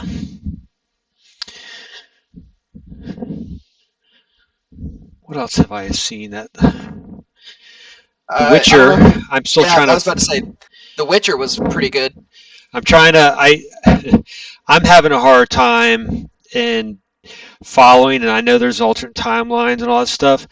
So I'm watching it from the sense of just pure entertainment, and then I'm going to watch it again in the near future to try to grasp, timelines. Yeah, all I did was look up a YouTube video that explained everything, and it worked pretty good. Okay, I probably need to do that myself. Yeah, it makes it. After about the second episode when it first came out, I was really confused, so I looked up what's going on. Yeah. It explained the timelines, and it was perfectly fine. Was there any hint to if you watch episode 3, then 1, then 2, then 4? Was there any kind of hint to that? You cut out there for a second. What'd you say?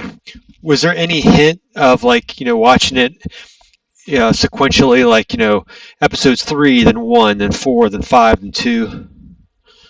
I don't think so. Right. I know that if you watch the Star Wars movies in a certain order, it makes more sense to people who are not, familiar with the canon. Yeah, I think watching them in the order that they released them, I don't think it would change anything if you watched it in a different order, because each of the timelines are moving at the same pace, and watching it back and forth or watching different episodes I think would make it even more confusing, because things would happen in that timeline. You'd be jumping around from future to past, back to the future, even worse than you already are in that season. Gotcha. So I think just looking up a YouTube video that explains the timelines would be very helpful, because it was for me. I know it was. Okay. Yeah, I was frustrated, but then I was like, you know what? I need to change my perspective on this. I'll just look at it from an entertainment perspective. I'll be able to absorb probably 60% of the content, go back again and watch it, because I was lost for the first season as well. But the second season doesn't have any timeline jumps. It doesn't? Oh, maybe it's me. Yeah, I don't think the second season had any, other than maybe I think it skips a month in there for a second. But other than that, I think everything happens on kind of the same timeline in the second season. But the first season definitely jumps really bad, and I would recommend. I didn't understand, why the elves were going to fight against the Centrine or whatever it's called. Against the North and going to Sintra and all that. I think it was because the Baba Yaga lady said that she could have her baby if she allied herself with Nilfgaard. Okay. I must have missed something there. It must be, it seems to be a drastic measure, but. Yeah. It was also. Has he seen The Witch yet? The Witch of the Woods? Have you seen the Baba where they get? It's in the second episode of the second season. With legs. Yeah, the House of Legs, and they the black lady's talking to the king of Nilfgaard, and then Oh yeah, yeah, the yeah, elf yeah, yeah. lady's that Yeah, lady. she also had convinced the elf lady that being with the humans would be good. Because it would allow her baby to come to term and her have her baby. Gotcha. Because all the elves want to do is repopulate, and she said, "Well, how can I have my baby?" And the witch lady, Baba Yaga, is basically what they based it off of. Was like, yeah, you just gotta align yourself with Nilfgaard and those people, and you'll be fine. Yeah. It doesn't help to watch it as I'm falling asleep. So No, no, it Yeah. doesn't. Yeah, I find myself watching like the binge-watched episode it. 4 times. You know. Yeah, Yeah. I started watching it, but I stopped because I wasn't paying enough attention. I'll have Yeah. to pick it back up. But I really like the Wheel of Time too. I finished that, and I liked it. It was okay, but I don't think I know enough about the lore of Wheel of Time to fully understand everything that's going on. I don't either, but you know, again, I think that it's probably designed to spoon feed us and then inject lore as we need to know it. Maybe. I'm not a big reader, which I think benefits me when I do see other forms recreated in TV or movies, because I don't have a basis of comparison. It's like a weird superpower I have, you know, just ignorance, not knowing. I have that too. People said that they didn't like the Witcher TV show because it was nothing like the books, where I never read the Witcher books. Yeah. And I loved it, but the difference between The Witcher and The Wheel of Time for me was I didn't like The Wheel of Time as much as I liked The Witcher, because in The Witcher I felt like I knew what was happening 90% of the time once I figured out the timeline issue in the first season. Other than that bit, I felt like I knew what was going on mostly. Whereas in The Wheel of Time, I felt like I was always missing a piece of information that would make things make more sense when I was watching it. But it was still good. I still enjoyed it. Yeah, I think they're using the women's wizard The whatever Aes they're Sedai? called. The Aes Sedai. They're using them to explain to the younger generation, if you will, of the importance and the impact of history. And I think as they're telling them, we as viewers are understanding how males are, you know, forbidden to you know, practice magic and all that good stuff. So I'm taking a leap of faith that they will tell us in time. And me saying that isn't saying that I didn't like it. I still thought it was good. Sure. Yeah, a lot of world building, but which I like. So pleasantly surprised.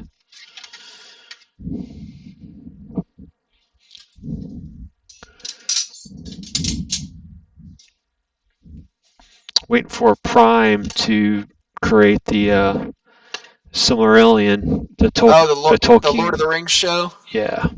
Yeah, I've been waiting on that for a while. Yeah, that'd be pretty cool. Mm-hmm. I watched all the extended versions of Lord of the Rings a couple months ago. It took me 2 weekends to do it. I normally do it in I'll have a weekend where I won't have anything to do. And it'll probably happen like once or twice a year, where I'll sit down and in a day or two binge the entire extended versions of the Lord of the Rings in a day or two. Yeah.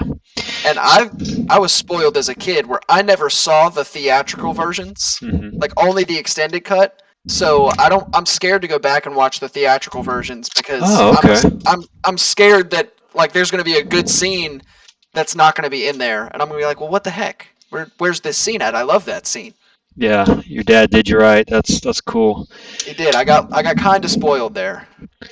So my wife, who is not a sci-fi or fantasy person at all, she made a comment, and I smiled ear to ear. She said, "We really need to watch the Harry Potter series." So so my kids, which are your age, watched them, and I just passed that off as like, okay, this is their generation of Star Wars, whatever. But Yeah. I never paid attention to it. It was just Dude, something that you're they're right. good. So when my you know my wife said this, I was like, holy crap, let's do it. Let's Hmm. let's snuggle and eat bad stuff and Watch some movies. watch some movies on a bad wintry day, which it's going to possibly snow, by the way, on Sunday night or Yeah, Saturday night. it's supposed to snow up here in Greenville too. Yeah. So My girlfriend Eddie is the very same. She has never been a sci-fi person, no fantasy, yeah. really into crime shows. Has never watched any of it. And I got her into the Harry Potter series, and she loves it. She watched all the movies and is now reading the books. She Yeah. liked it that much. That's cool, My girlfriend's man. the same way. What's really scary is women have this affinity for crime shows. Oh, dude, it's weird, dude. It's crazy. Yeah. So you got to lock up all sharp objects and projectiles around her when she Yes. comes over. Yes, dude. It's scary. Falling asleep to like true crime and how to get away with murder. It's scary. Yeah. It's like women are just wired that way. I don't know why.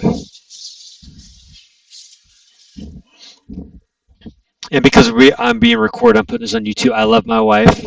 I also love my life. I love my wife. So Great success. you can find the body at insert address here. If I ever go missing. I love you guys. Yeah. But yeah, I don't know if you saw pictures of my Christmas present. She bought me the red dragon head. Yeah, I saw that. I knew Yeah. about those a long time ago, and I showed my dad the Mind Flayer one. Mm-hmm. It's cool, bro. Oh, yeah. I saw those a while back. Yeah, mine's right there. There's the chin. Oh, Yeah. that's sweet. That's awesome. Yeah. I don't have room in this little house to do anything, but eventually I will. But I just put it right above my work computer.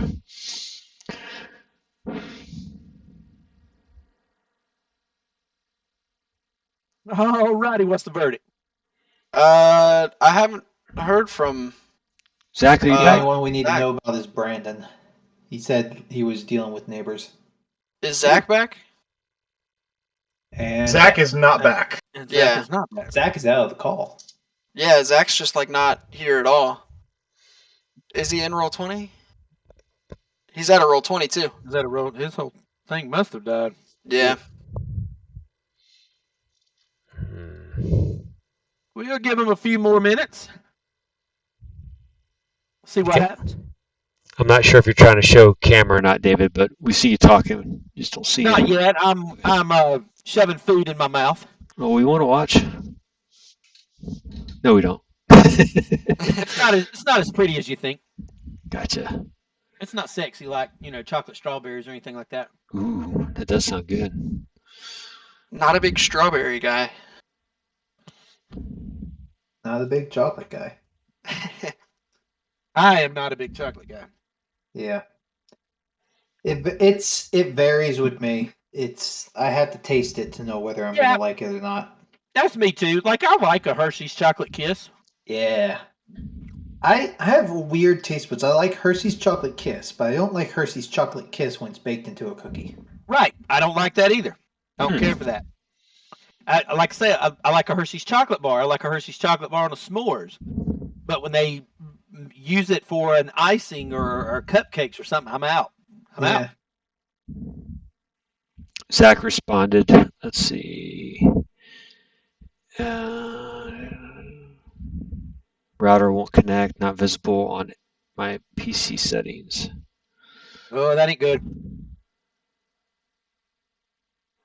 Unless he can pull up his phone to a hotspot. But My father-in-law, Alex, makes a homemade chocolate cake. Like everything is homemade. From the icing to the cake, everything. And everybody loves it. And I am the one schmuck that's like, you know what? I'll take a salad. I'll eat something else because that is not for me. The homemade chocolate cake.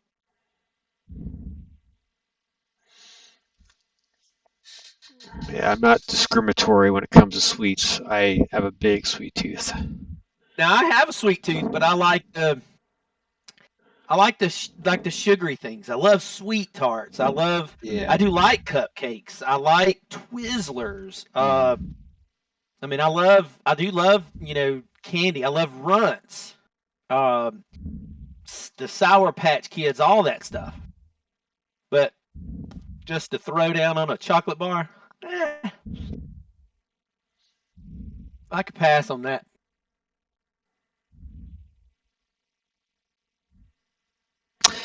While we're waiting on a few folks to come back, Dave, you mentioned a Walmart not that far from the location. Oh yeah, dude, it's 2 minutes down the road. It's not quite as close as my house to the Newport Walmart, Right. but it's not far. Do you think as a group we will have pseudo planned times for us to refuel and do all that stuff? I don't know why not. To keep everybody focused, I would love to do like some 4-hour blocks, Yeah. like a 4-hour block Saturday morning. Yeah. Take a lunch break, whatever we want to do, fast food, go out somewhere. I'd Yeah. love to see a 4-hour or longer that afternoon, get something to eat. Yeah. We could play if whatever we want to do that night, and even play a little bit Sunday morning unless people just want to get up and get out of there. We can do whatever. We're not pressed for time Sunday because we've actually blocked the house out all the way till March. So we Right. don't have to rush out of there. We can stay as long as we feel like Sunday. Yeah. So, depending on when things wrap up and what happens, Mhm. we finish it that Sunday if there's still a little bit left that we didn't get done Saturday. Sure. Everybody comes down Friday afternoon. If everybody's settled in by Friday night and we want to play a little bit after eating Friday, sure. Yeah. It would be nothing to, like I say, drive out to that Walmart and pick up whatever you would want. Yeah. There's also immediately across the street one of those Walmart neighborhood stores. Okay. That's got a little bit of everything, but it's mainly a grocery store. But again, 1 more mile down the road is one of the biggest Walmarts I've probably ever seen. In Myrtle Beach, it's huge. I know Josh knows what I'm talking about. I mean, it's a huge Walmart. So Yeah, and if you don't like that Walmart, there's another Walmart like 2 miles. Yeah. If you don't like that one, you can go. There's another less one than 2 half miles a to the mile, north of and that. you can try There's literally Target. like 4 Walmarts in like Yeah. a 5-mile space in If Myrtle you Beach. just hated Walmart, you could go across 17 to the Target, or whatever that is. And if you clog up the toilet, there's a Lowe's right there as well. So we'll go buy a plunger if the renters haven't, destroyed the plunger that's there. And again, I think there's another Lowe's like 3 There miles is. away. So there, you would not want for where Ocean Lakes is. You really wouldn't want for anything if you need to make a trip or make a run, snack run, whatever you want, and you can bring that stuff as you're coming in. We can go out, grab it that Friday. Truly, sky's the limit. Yeah. You're my wheels. So. Yeah. We can make that. We can make that on our way in, Eddie, or whatever. If you want to get there and see the place and then think about it, we can go back out that evening. So when the passes expires, we don't get thrown out at that point?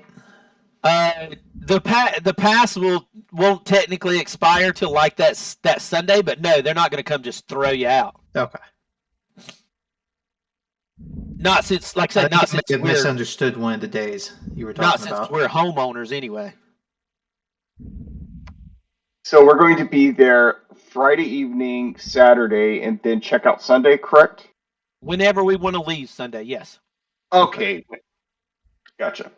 And I think, David, if hopefully I'm not misspeaking, the people that can't make Friday then just show up on Saturday and go from there. Yeah, if that's yeah. what works for them, Yeah. then yeah, they can show up Saturday morning or whatever. I did assume Friday night, but I guess I never asked. Yeah. I should be able to take that day off, if anything, a half day. I've already got it on the calendar, Well, just in case. most are doing a half day because we're not leaving until 12 or 12:30, Brandon. Okay. Yeah. Well, honestly, that day will probably be just playing random board games and stuff, waiting for everyone to arrive. It could be for when people arrive or whatever. Have any of you guys played Descent, the board game? I've heard of it. I have not played it though. Don't know anything about it. Nope. Cool. That'll be something we can try then. I also have Drinks and Daggers, which is Kickstarter I backed. It can be played with or without drinks, but it's a card game pretty much, like a cooperative card game, similar to like Descent and Settlers of Catan. Yeah, it's cool. Fairly similar to Sentinels of the Multiverse. If you played that, I can bring Phase 10 and Mexican Train. Oh, Dominoes. I love Phase 10. I absolutely wrecked house. Yeah, I can bring Phase 10 and Mexican Train Dominoes if you've never played that. Yeah, it was actually that was my first time playing Phase 10 over the break, and apparently I have really good beginner's luck because I won first round. We play a lot of Phase 10 while we're down there, and we've recently got into playing this thing called Mexican Train Dominoes we find fun. What is that? It's like dominoes, but everybody makes their own little train of dominoes, and if you can't make a play, then you have to open it up for other people to play their dominoes on your run or train of dominoes, and it works in an octagon as you make runs off of that octagon thing. It's simple to learn, a little harder to master, and we're us and a group of friends and the kids have played it with us too. It's just kind of fun to play. Yeah. I also, if there is a TV, have most of the Jackpot games on my Switch, so I could bring those that. are fun. What is Yeah, it? Jackbox games are fun. I don't know it. I mean, there's 5 TVs in the house, but it's like pretty much better than got a TV. But we could put it to the living room, of course. Yeah, it's like board games that you can play on the TV, and most of them use like your phone as the interface. Okay. But you just need an internet connection and just a smartphone, and it's a lot of fun. Right. Well, the house is wired for Wi-Fi, so it should work. Sweet.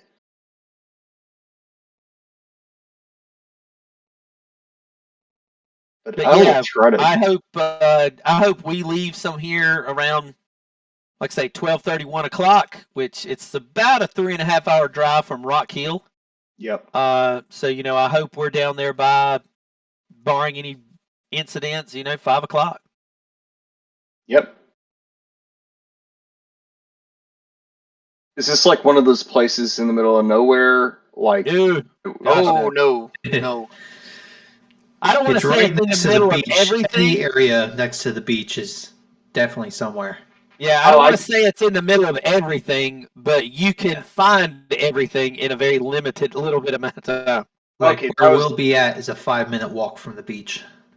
Oh, gotcha. No. Where we'll be at is like 15 steps from the beach. Yeah, basically. Yeah, where our house is. Our house is. You can see it from standing on the porch. It's close. Yeah. Jeez, it's not beachfront. Warm winter. There's like 10 houses or maybe 7 houses between you and the beach. Yes, and they're so close together that distance is deceiving when you say 7 houses. I mean, you can't stand on. There's only room for like cars to put in between houses, like one line of cars. You could 100% jump from house to house. Yes. What was the porch to porch? What was the address again? 1062 inside Ocean Lakes.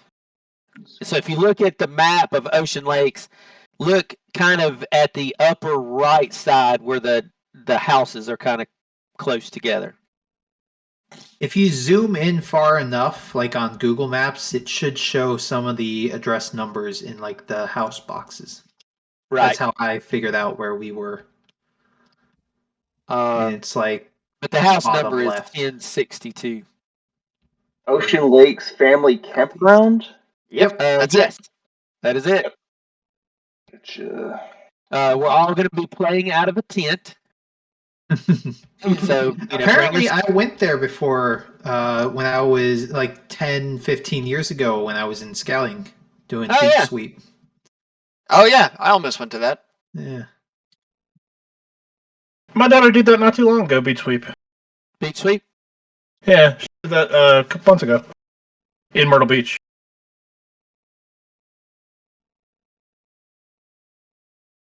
All right. So what's the? Are we waiting on? Yeah, we have everybody. Seems like it's gonna be a minute. Alex, Zach. So I guess we're gonna move on. I'm gonna text him that. He's been chatting on Messenger. Take a break, but it seems you. Oh, there we go. I really wish I can get an exact address on this so I could find it a little easier.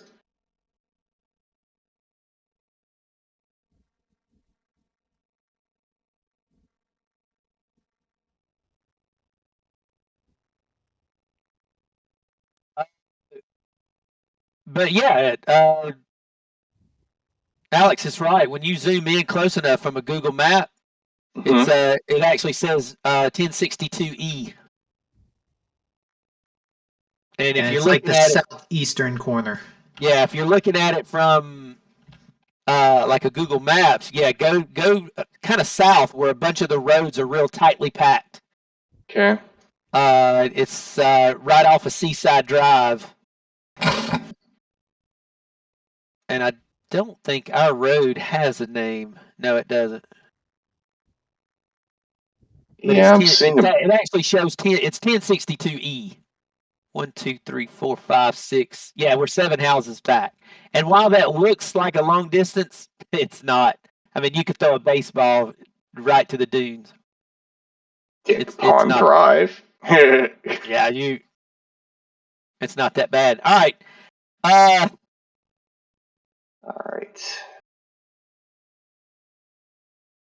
So with him out till his router or whatever does what it's going to do, let's go ahead and pick up. I don't really know what his plan is, other than he was trying to keep a construct contained, and it is clearly not cooperating. So I'm going to go ahead and move to Zaris. Go ahead, Zaris, pick it up. So refresh my memory. This thing is alive and kicking. It was never alive. It is a construct, and it is kicking, awake and kicking. That is correct. And did we decide to hit it?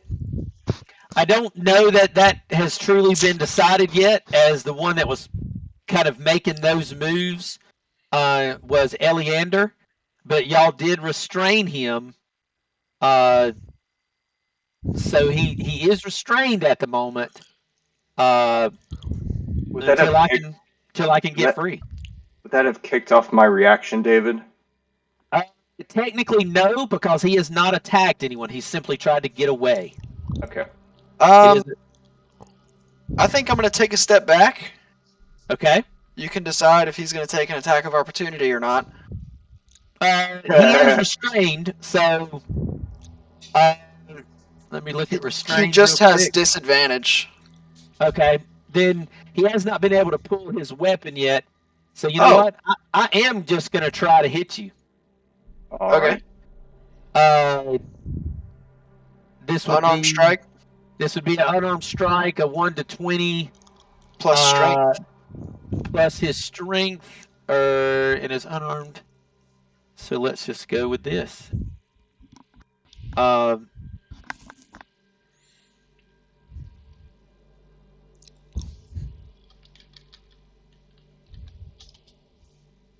That's a miss. All right, so he does try to hit you as you try to leave, and he's still trying to get out of this.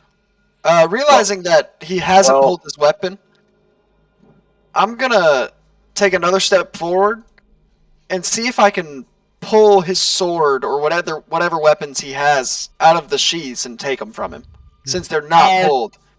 It doesn't technically work like that as those things are equipped. We don't Okay, don't I run didn't know if disarm. Only I if didn't you're a know- battle master and have those moves do we run those things. I wasn't sure if that was considered disarm because he wasn't wielding any. I figured I'd try. The only thing I think that can do that other than the disarm move is like the rogue with the fancy mage hand where he can steal stuff. Okay, Sleight of hand. then Well, the rogue mage hand or the arcane trickster has something special he can do. then can I maybe? I don't know. I'd say try to search him to see if there's a key to this place, but I doubt it. I don't know if that also would count as disarm. Searching him, things he has equipped while he's still conscious. In a sense, yes. Okay, then I know it's playing loose with the rules, but yeah. Since Corvus wanted to mess with it, I'm just gonna end my turn there and let him mess with it. okay, Ernest. Yeah, that would have set my reaction off, David. Or my held action, excuse me. He did not attack. He did. He tried to hit me. That would have. You're correct. Have Yep. at it. So this is going to be my previous attack, which was a held action. So Yeah. that's going to be a wisdom 15 on you, David. Wisdom 15. Mm-hmm. Come on, Demos. Gonna make it. Oh my gosh. Okay, nothing. The current attack. Is he completely free now? He is not. He is still restrained. I'm gonna leave it the way it is with Eleander.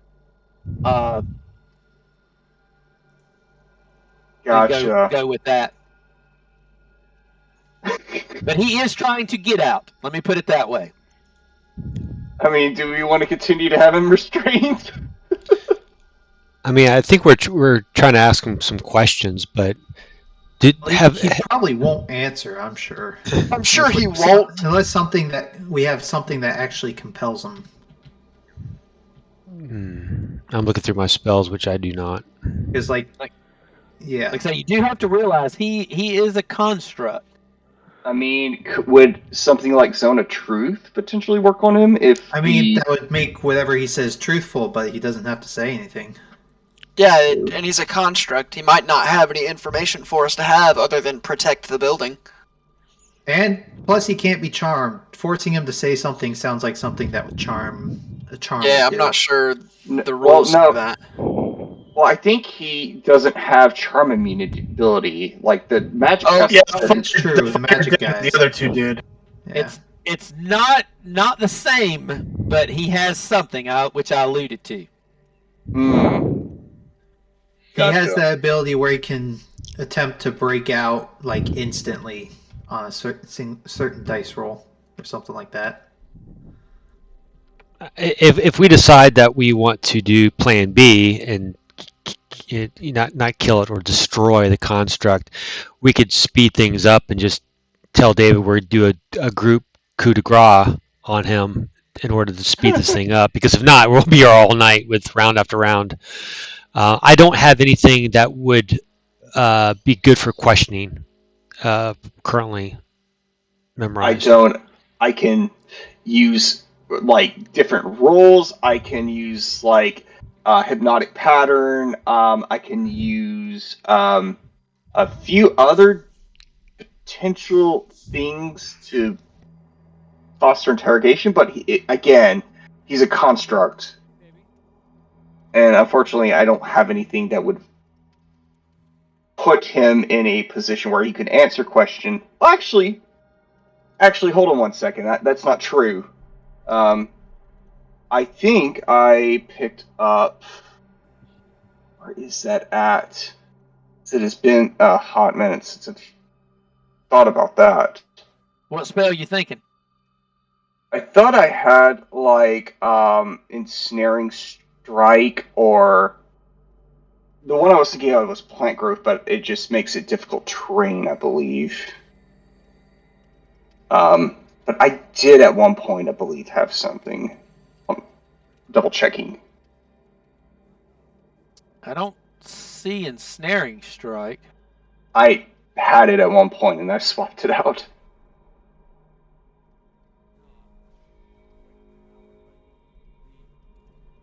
Yeah, I don't think. Yeah, it's a first or second level spell. Yeah, I just have plant growth. That's not going to do anything. All right, so what are you going to do? I think we're just going to do what I did before. Hold action if it makes a violent attack towards my party. All I'm right, going to be Toll the Dead. rolling.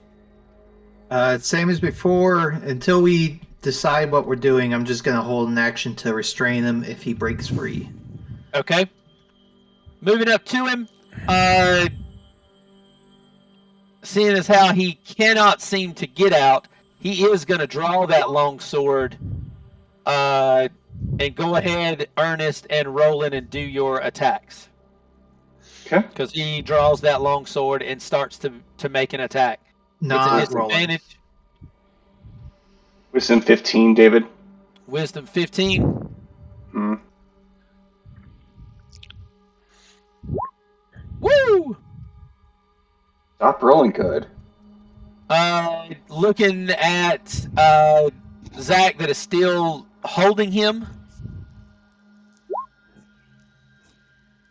One is going to hit Zach, and I know he can't shield that away. He'll take 10. I'll make that. Actually, let me use cutting words on that. If you can get it below, you have to roll a 6 or higher. I'm hoping. Roll a 7 or an 8. It'll have to be above it because meat's meat. Yep. Well. All right, that's all he's got with 2 attacks. Vigor.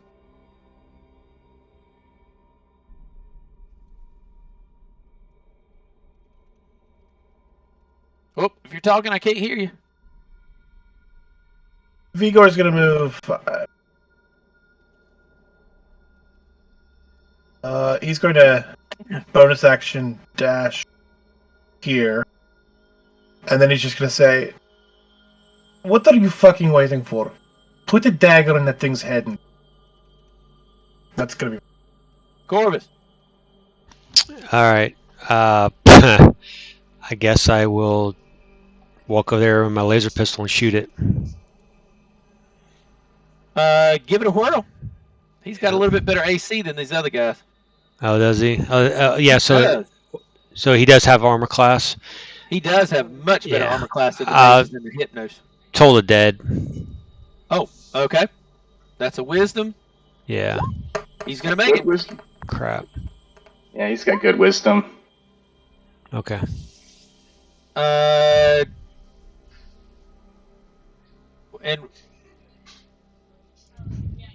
what is?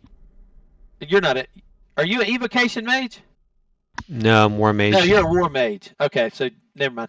That does nothing. He moved. Gonna jump past Eleander. He's still holding the restraint. Zaris.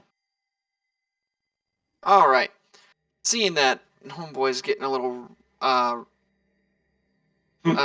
feisty. He's getting rowdy.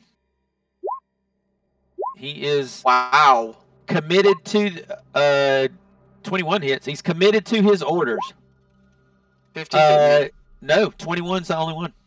Wow. You have advantage on your attacks because he's restrained. True. And the creature has disadvantage when he attacks us. Let's just roll them all in the same order again. Wait, you want me to reroll all my attacks? Well, you might as well. Just in case you could look at it. 21 gets a crit. I mean, you could look at it this way. 13 and 13 are together. That misses. 21 and 15 are together. That hits. They're technically still plus 11. Sure. So yeah, it'd all be plus 11. All so right. 16, and then I've got 2 more attacks after that. Yep, make a normal and a bonus at Gotcha. advantage. Gotcha. All right. Hit. Hit. Sweet. It's gonna take 16 and 9. So he'll take 25 additional. And Anything then else? I'm gonna step 10 foot back. 10 foot back. Ernest. Yep. This time I am going to hold a sacred flame, and that'll be it. Okay. Actually, you know what? Let's just fire it. Let's just fire it. I don't care. What is that? Sacred Flame is for what? Dex? It's a So Dex that is 15. disadvantage. Dex. Not going to make it. He'll take 20 radiant. Yes. Rolling. All right. Take 2 swings. Or add advantage. So One's a crit, but both hit. okay. I don't think he'll make it through the crit. 22 plus 10, 32. He will not. Okay. So same exact thing. He starts to leak that silvery mercury quicksilver stuff, and within just 6 or so seconds, he blows up in that. Luckily for you, he blows up in that, which turns out to be a just harmless burst of fire and smoke, leaving behind plate mail, shield, and a crossbow. Vigor immediately starts on the door. That's a 17 sleight of hand. 17 sleight of hand. You notice that door is, once again, like you've seen in the past, magically locked. You fiddle with it, and what should have opened, you can tell. Corvus, there are no tumblers that are engaged in this door that remains locked. That tells me that it's probably locked with his. Right. I'm going to cast Dispel Magic on the door. I was gonna say I can try and break it down first. Yeah, try that first. I'm gonna ask Zach for his help on that. Or Roland. Let's take him out of play for now. I'll give you guidance. For your help. I gave him kept him in for the grapple, but let's take him out of play. Yeah, that's cool. I can give you guidance. 16, and then I don't know if that's going to do it. Plus a 1d4 from Eddie's guidance. You find that door does not budge with 20? Even a 20. Dang. It would have the door would have to be damaged, or like he was saying, the magic dispelled. Yep, not going to do it. Oh, yeah. Okay. I mean, I could use dispel. Okay. Let's go up to the door. Burn that 3rd level slot, and it will open. Yep. Burning it. So with that, dispel magic cast, and the double doors to this place open up. Inside, you see what looks to be a slightly destroyed foyer. All the furniture completely gone and missing. Inside and to the east, another set of double doors. And from this distance, do they look like they are sealed by magic means? They look like the same set of double doors, but you don't. I mean, without any kind of looking around or investigation, it's hard to say. Yeah. Vigor will investigate these doors. Locked, Vigor, but you can instantly tell that there's a shimmy to these doors. These are not magically sealed, but physically sealed. These are locked, and they are no longer locked. So with that, Vigor fiddles around with them a little bit more and is able to unsecure the interior doors. Inside, you find yourself with what looks to be another bare room. The room here completely taken of all material. What should be possibly a study, you realize there is nothing here. You pass through those iron doors, but there's nothing inside here, as if something has taken it all. I'll check out the next door.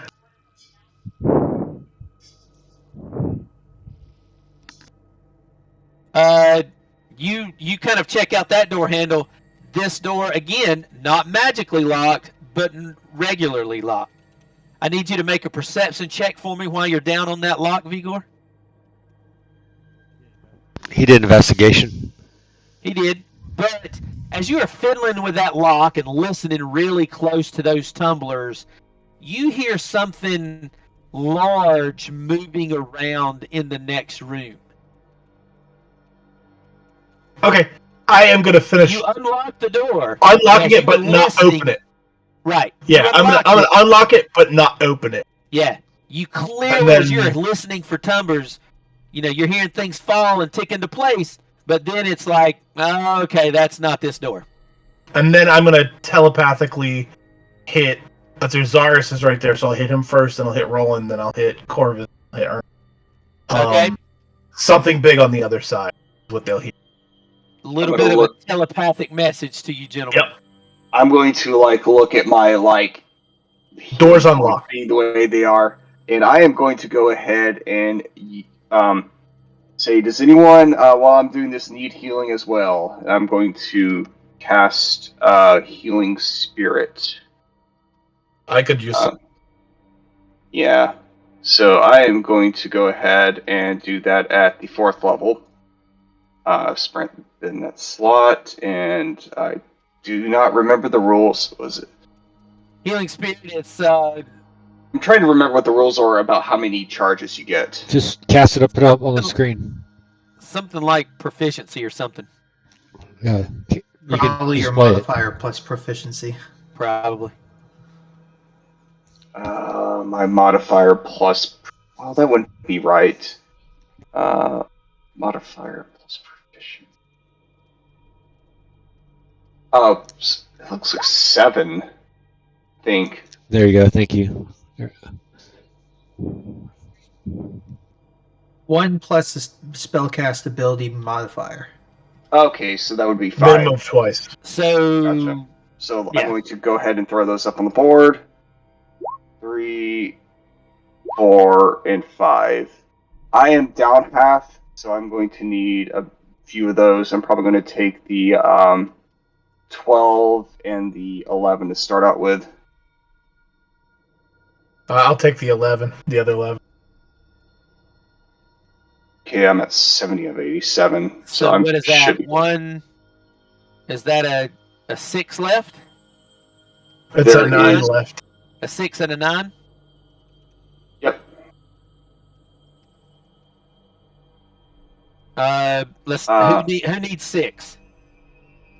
Or who needs them both? I mean- 15. I can still use them if nobody else needs them. Yeah. I've got 17 HP until I'm capped out. So I'm good, but if anyone else needs them, feel free. Otherwise, we can I'll take 'em. split the cap. Or are you adding, Vigor? Hey, Brandon. I'm going to get Uh, rid of this. Something's up with this token. Bring down another Earnest token. Okay. If I take those, I'll be at 59 of 87. Oh, Just drag down in that room another Earnest token when you get the chance. Oh yeah, I was hit with a fireball and some blades, some other bullshit. Oh, I mean, if you want, I can actually. Nah, I'm good there. All right, hold on. He's being dumb.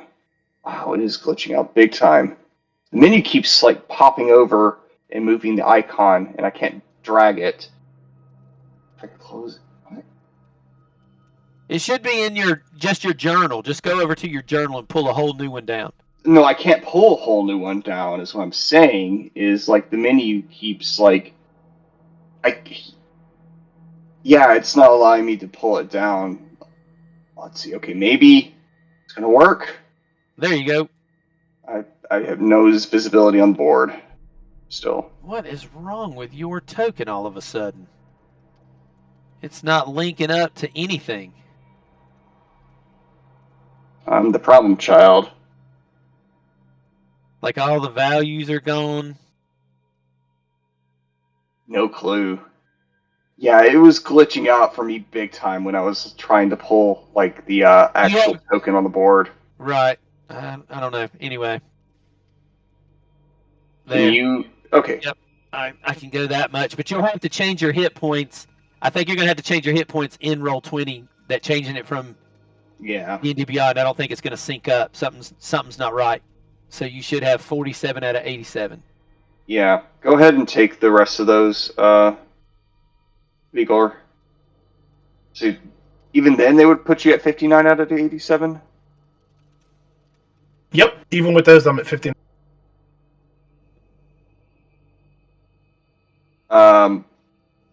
I've got a additional few potions if you want them. Nah, Yeah. save them. I'll just stay back. Yeah, we all should have cure light wounds too.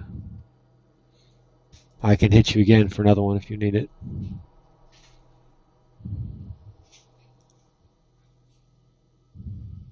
Yeah, I've got cure wounds as well.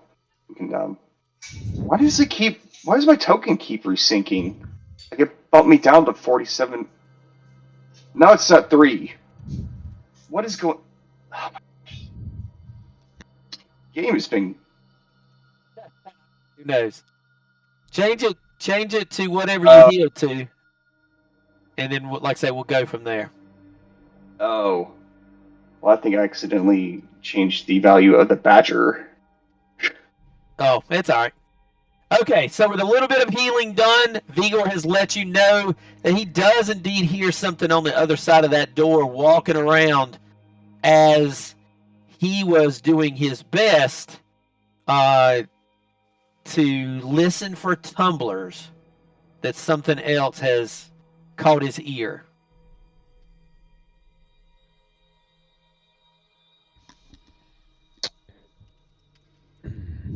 Okay, that's cool, Lenny.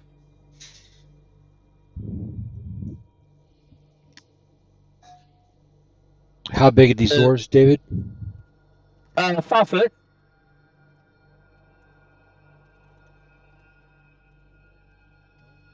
I mean, we could stand around the corner and one person open it up and just have that person kind of funneled into another room, like over here where we first came in. That way, if we need to exit, we have the entire outside to run away or fight them. Because we don't know what else is inside that room. So, we do know what's behind us. We don't know what's ahead of us. Yep. So are you suggesting that we have the fight in here instead of in here? Well, either here or outside. It only takes one person to open the door. Does the noise coming from inside the room, is it moving a lot, or was it like a one crash and then it stopped? He heard it walking. Okay, the sounds of its steps. I got nervous that it was a trap and there was going to be a big boulder come through the door and No. He heard something walking around. Okay, walking. That was more than just, boot steps. It's more than, more than just regular footfall. Yeah. I think maybe we could break through and surprise it, get a surprise round on it, but maybe not. I don't know. It might have heard the doors unlock. Right. I think we would have known by now if it had. Yeah, it would have busted the door already. That was my thought. So maybe we bust through real quick and get a surprise round. So we could either bust through and have a surprise round, or we could draw it back to the side. Those are the two ideas on the table. Let me know what you're doing. So if you guys do that, I can cast haste. I could upcast haste on the fighters. So if you want to, the squishies can meet you in this hall. And if you need to, you can use your haste to run back towards us or just beat the crap out of it, and then we'll be right behind you. Let me have a perception from Ernest. I'm sorry, Roland and Zaris. Zaris, you're able to pick up that steps seems to be getting farther away. Or quieter, might even be better. Like it's moving away. Corvus, here's an idea. You and I have been in enough dungeons that we have seen how traps work. Perhaps we could set one. Guys, I have I some hate to oil. I hate to interrupt, but the footsteps are going further away from the door. Just gonna throw that out there. I don't think it's coming toward us. I think it might be running away. Gotcha. Or it could be one of these things on patrol. Ah, good point. Vigor, give me a survival check. Survival? Yep. Or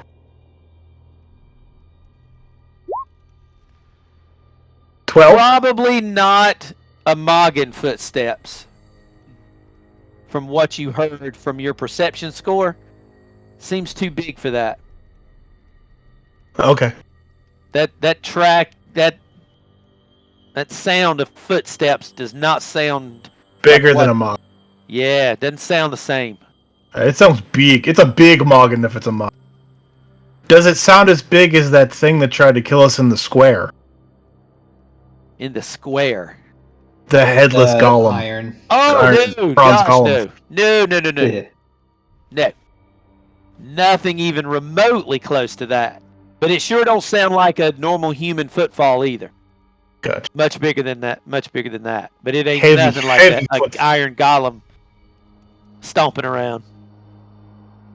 Well, given the security, I would say it's either an important person or a prisoner. Or a construct. I mean, a construct could be important or a prisoner as well.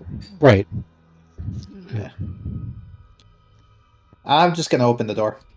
Just gonna open it. You want Yep. haste? Nah. Let's see if we Alright. need it first. You take a hold of the door and you open it up, and immediately you are met with nothing. Uh-huh. Unless we go around that corner. However, using your same perception, both of you do hear those footsteps coming back towards you. It's coming back. What are we doing? I'm just gonna move in. Oh, great. You step around the corner. Please stop moving. Oh!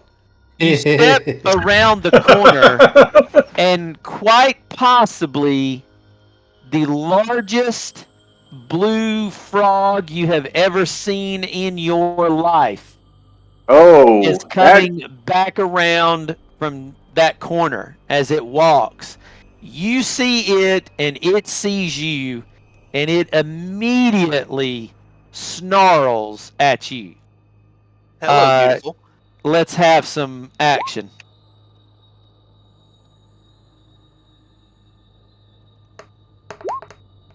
There's my initiative. no.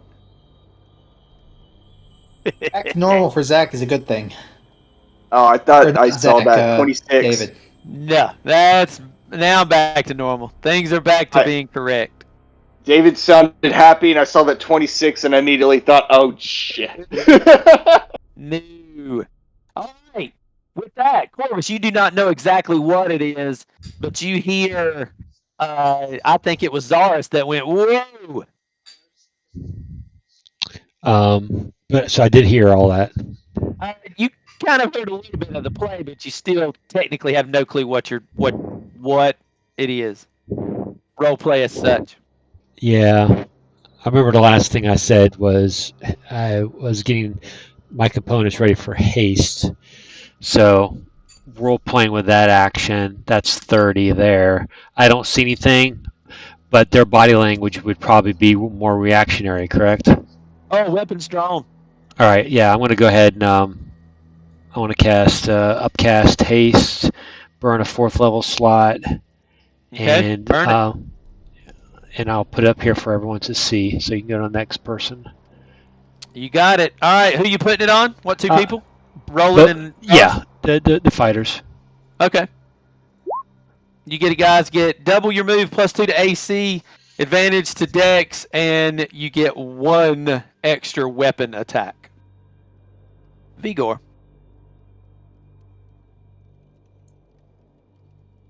5.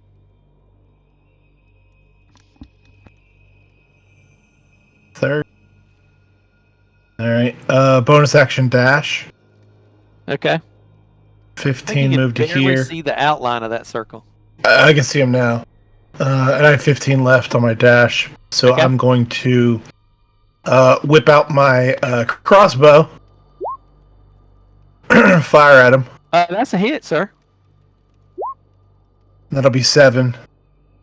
And then 5 to 15. And I'm going to say, biggest fucking frog you ever saw. And that'll be my turn. It's a big one. Ernest. Well, I guess there goes the plan of shutting the door and locking it. So I'm going to come 20 feet up. Do not see a frog. So cannot do anything without going into the room. But I think I'm going to go ahead and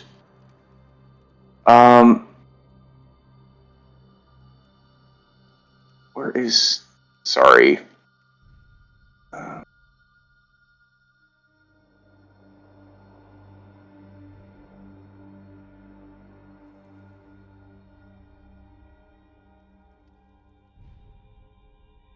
Creature of your choice within range, riding it. Yeah, so which one, between Zaris and Roland, which one has the lowest AC, by chance? With haste, I have a 22. Probably Zaris. You have a 22 with haste? It gives you a +2 to AC. Normally it's 20. What's Within plus... Roland? What's that make yours, Roland? 23? 25. Or 25? Yeah, I knew it was high. Jeez. Yeah, and do those stack, by chance? It does with haste. I know that. What are you thinking of doing? It'll stack as long as it's not from the same effect. Yeah, if you're casting like Shield of Faith and Shield and Haste, it all adds up. Yep, all that would add up.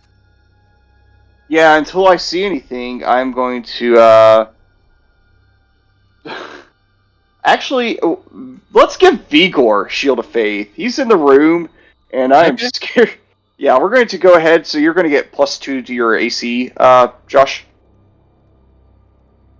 Cool, thanks. All right, take the AC. Zaris, you are hasted. Yeah, man. Gonna move to right there. Okay. I'm gonna, whatchamacallit, Fighting Spirit, give myself advantage. Okay.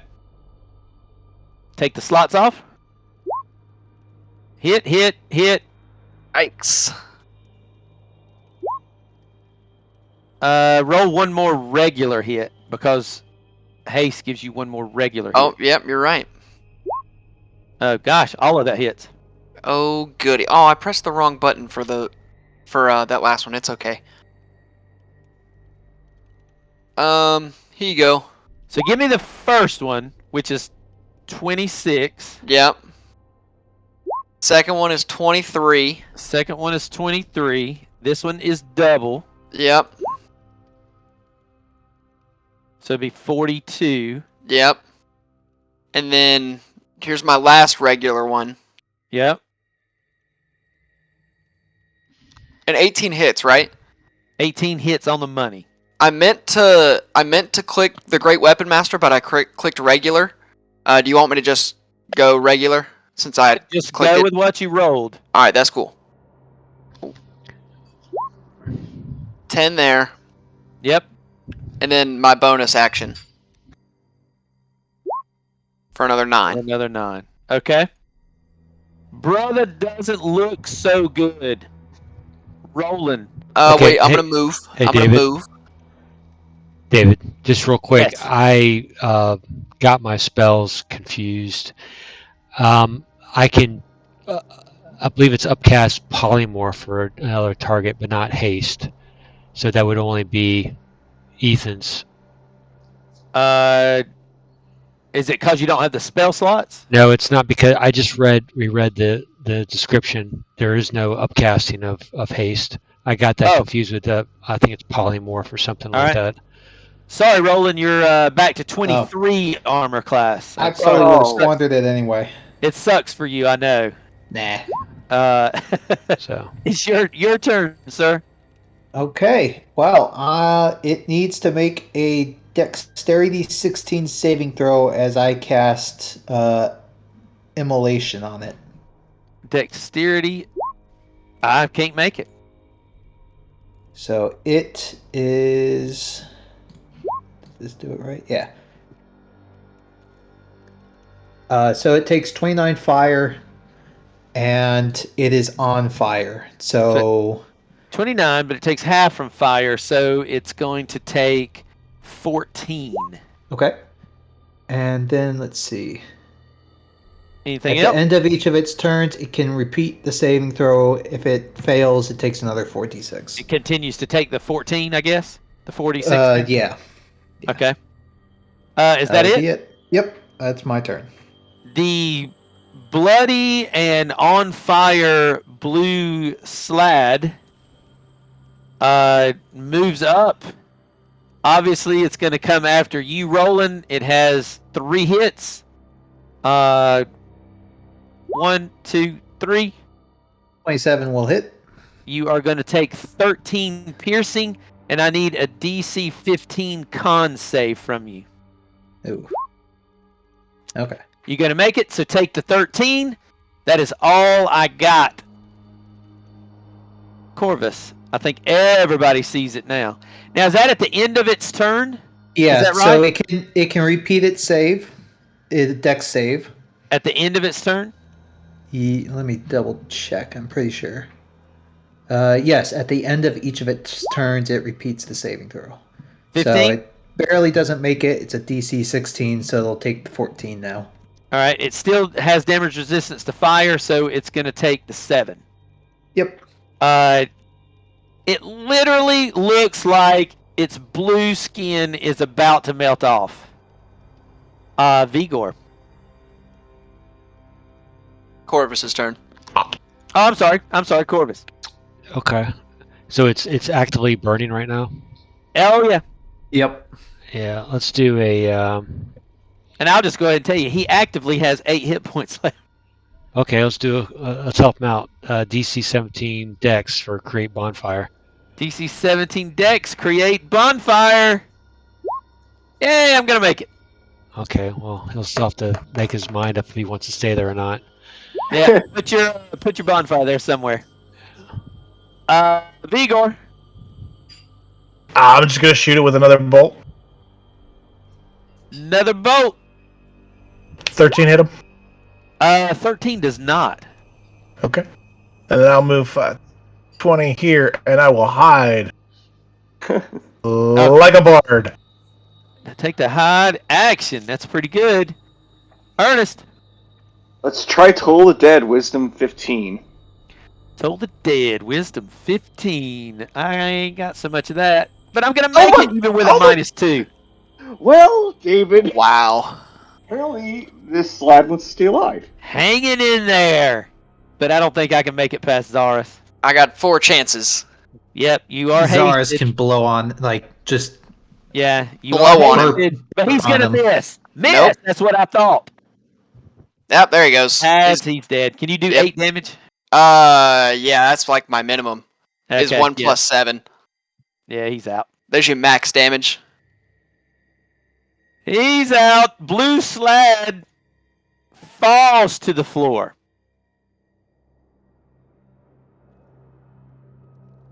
Huge dead frog. David, I just looked at my inventory of crossbow bolts. I'm gonna go and see if I can find that one that I shot that didn't hit him. Okay. Didn't you fire too?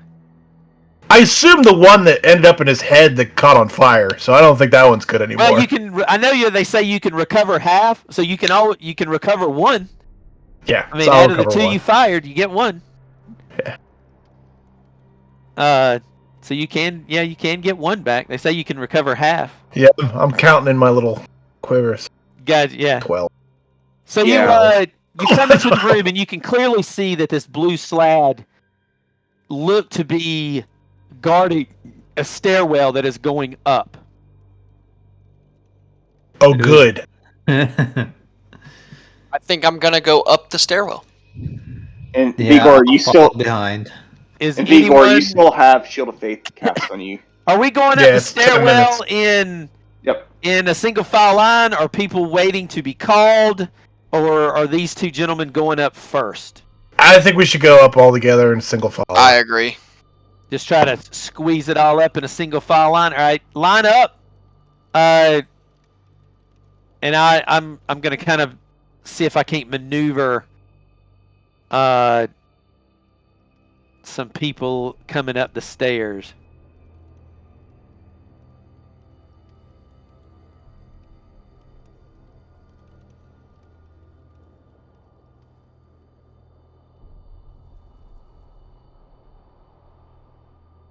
Ah! You are one gorgeous individual. God, more So frogs. just remember, you are coming out of the stairwell where Zaris is. So you will have to move from, like if it was Ernest, you are down the stairwell. So you would have to move to the Badger, to Corvus, 10, 20, to yeah. Roland or Vigor, and then to Zaris. So you are coming up this stairwell. As you are coming up the stairwell and you look over the edge, Zaris and Roland, clearly the first people up there, see this large telescope that dominates this massive chamber of multicolored tiles. This circular chamber is on the very top of this observatory. Gazing, however, into this telescope's eyepiece looks to be this hulking, frog-like biped creature in wizard robes that seems to look at you, pay you no mind, mumble to itself, and start to look back through the eyepiece. You see a number of shields that cover the observatory window, like they would open to allow vision, or close to block it. A large chunk of stone seems to be laying all around the building as if it had somehow crashed into or through the roof, embedding itself all along the floor, like jagged stones that are just laid everywhere. You see a number of broken inscriptions all over it. Broken inscriptions all over. Like certain stones in different places. None of which you can make out. But they are inscription on broken here, a symbol here, a piece over there, whatever. But it's broken all around the room. Okay. I'm gonna take a step to the side so people can get up. And I'm gonna ask, what are you looking for? What are you looking at? You? Who are you? He completely ignores you, as if you get the feeling that he's just not even bothered by your presence. Okay, then I guess as I'm gonna. He does not care that you are there. All right. Then I guess I'm gonna come over to this table and look at what's on this table.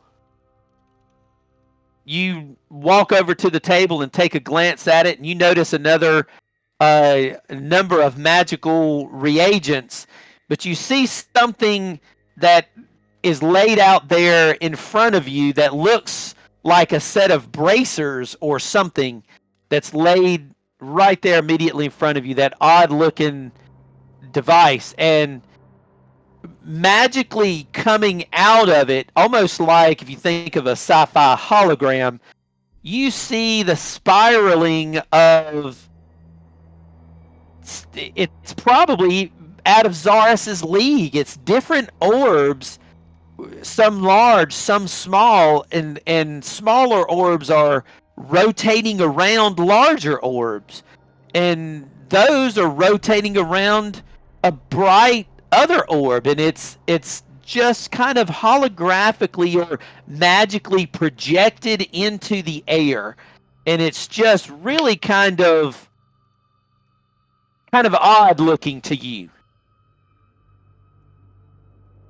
Hey, Ernest, what's going on? Everyone seems to have stopped. I don't know. Well, You got to go up the stairs there, buddy. yep. No, Follow the green line. You're behind him, but Wait, am I? Who's behind? I don't think what? I don't think it matters. I think we could all say we just come Technically, up the stairs. Doesn't matter because nothing happened to start combat, so the move was not as big a deal.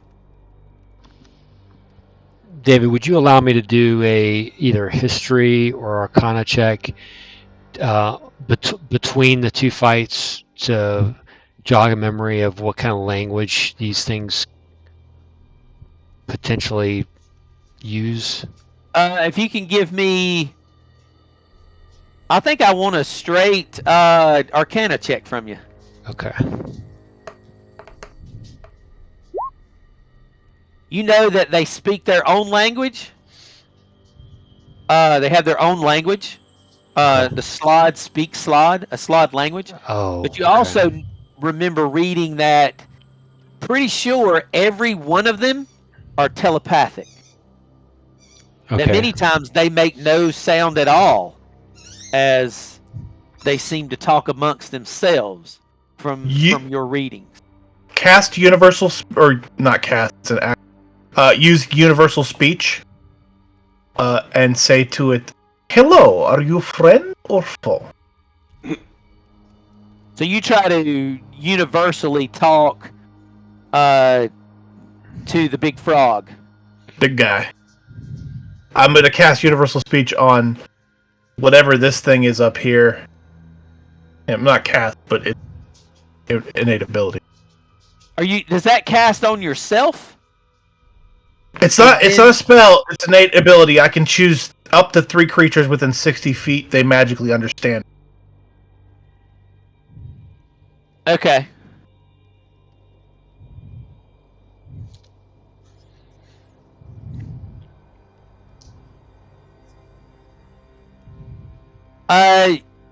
You cast your spell. I'm assuming they know it's been cast on them? It's not a spell. It's just an ability? It's an ability. I speak, they understand me. Okay. It's a bard feature. You cast it. Let's just say it doesn't do that kind of known effect. But you try to talk to it, and it barely looks up over the glasses that it has on its nose. And when it looks up over to you as you speak to it, it bares its teeth and it flicks its claws, and it immediately goes back to fiddling with the telescope. I mean, he does a very good intimidation of leave me the hell alone with some claws and some fangs, and immediately goes back to reading or doing whatever it is he's doing with the telescope. Telepathy. Is there something I can help you with?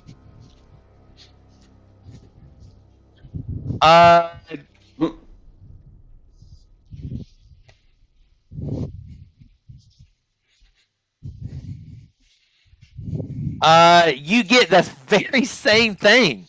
I mean, he bares his teeth and bares his claws, but he pretty much ignores you.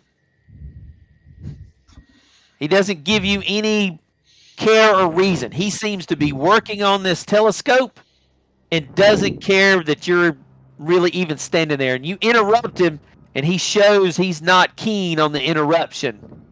What is this when up here? You do that, and he immediately goes back to working. And what is this up here? When you look up there, and it looks to be a cat sitting on the very, very top end of the telescope. So I think I said also, I said that I cast it on both creatures. Yes. So not quite knowing what that was, I'll say, what about you, Puss? Friend? I have treats. This is similar to what you're seeing. Finally found it. Oh, cool. Gotcha. Oh, wow.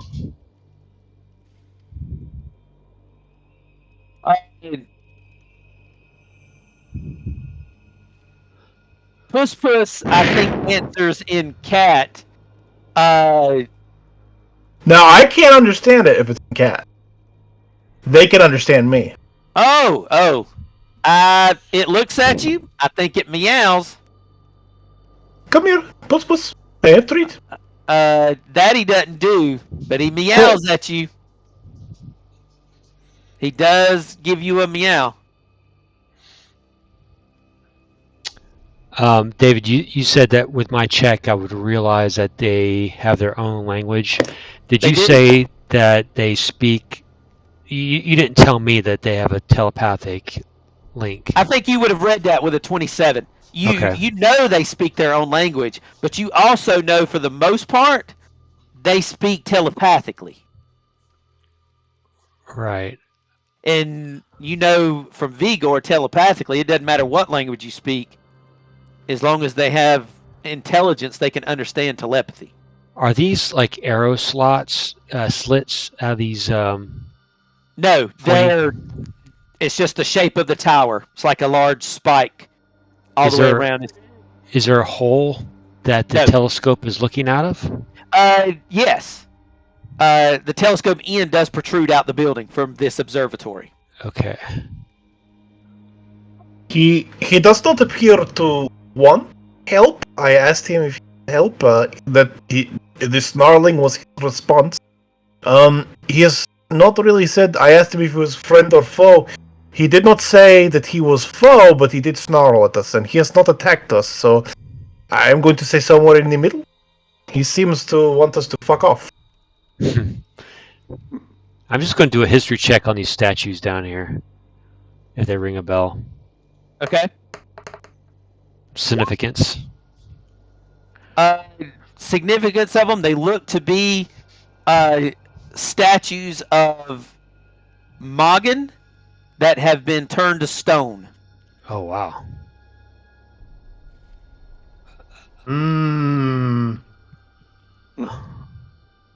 Well, might not need to make the frog angry. Yeah.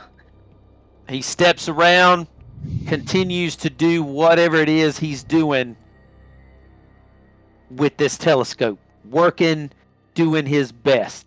He's fiddling with something. Professor Britannica, do these look familiar? These things on the table? You hold him out and he tells you that the green thing on the left side of that table looks to be like possibly maybe some type of scrying device. He's not entirely sure of that. He looks over at this singular bracer that's laying on the other side of that table, projecting those three images and rings that continue to swarm around each other. And if you could roll me a d20, Mr. Vigor. It's a 14. He tells you that this looks to be some type of magical ori. Do you know what that is? You know what ori is? No. I had to look crazy. I had to look it up myself. An ori is like when you go to a planetarium and it's the mechanical thing that shows the planets revolving around each other. Oh, okay, gotcha. Yeah. It's called an ori. Okay. This looks to be being projected from this bracer that you would fasten onto your arm. And he tells you at one point he remembers reading about a particular mage that created an artifact of an ori and how it would affect time. He doesn't know necessarily who that mage was or what it was, but it was particularly powerful, so powerful that she broke it up into different pieces and made minor things of it. And this could be one of those magical ories. That's what it appears to him. He knows the overall device was exceedingly powerful, but of course does not know about this wrist ori, other than the fact that he believes, because of the studies of time and gravity, what she created was fairly amazing.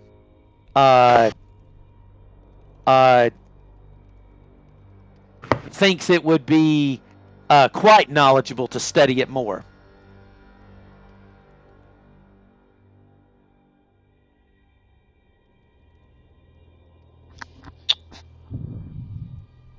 Do you share that with us, Vigor, or are you going to kind of keep it to yourself a little bit? I can't really. I mean, he said it out loud. Yeah, Because the I asked, orb is I talking. asked the orb. So I mean, he's just talking. Yeah, the orb. So I is assume just, you would have heard it. yeah, Oh, the I orb didn't know is if it. just- Yeah, I didn't know if it broadcasts out loud enough for us to hear. But I mean, Definitely he's, not. I think we've quiet, already said he's very loud. I think we established he's- that somewhere along the line. He's never not quiet. never been really quiet. Yeah, I just didn't know what loud meant as far as, from distance wise, Okay. But I mean, yeah, I mean, if you ask, he would. I would reiterate what he said. All right. I'm gonna gingerly, slowly walk up to the telescope, and Yep. just from that distance, I'm just gonna look at it from a mechanical aspect and see if there's anything that's not touching, broke, or preventing him from moving it around. Because it does seem very odd in my mind that it would have this round area would have just one exit for it to look out of. Give me a perception. I am not good at that. You are today. You look at it. You look at what he's doing. Something seems to be off, and he looks to try to fix it. And as you look at it, you can tell this is not clearly your normal telescope. It doesn't necessarily have the right focus lens when you look at it. It doesn't have it's a telescope, and it looks to be looking places, but it doesn't look to just look up at the sky with a focus lens that you've seen before, or a telescope, like ship captains use, where they can focus and turn it to get things into focus. This might do that, but they have to have line of sight. Mm-hmm. This device doesn't seem to be like that. He is looking through that eyepiece and is clearly trying to see something and get it into focus or do something, but you're miles under the ground. But yet he is looking through it like he is trying to work it, fix it, manipulate it in some manner, to the point that it's more important to him than giving two rats' asses about you showing up. So I will say again, are you looking for Jackal Weasel Asshole Man? Because we are also looking for him.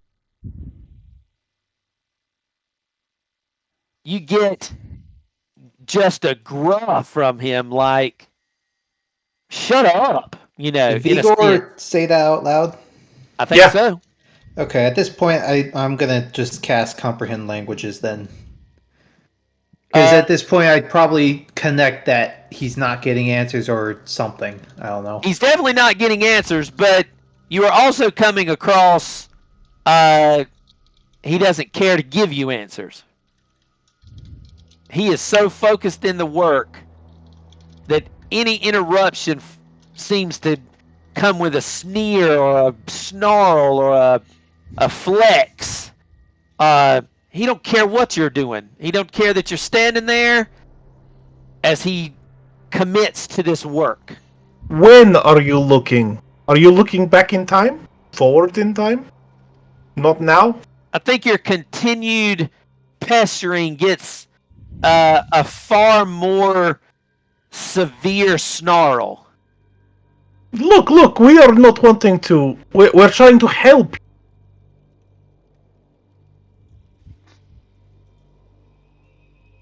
I think this is beyond our capabilities of assistance. He fiddles with it, comes back around to the front, starts fiddling with some more. He just shakes his head and gruffs at you with it.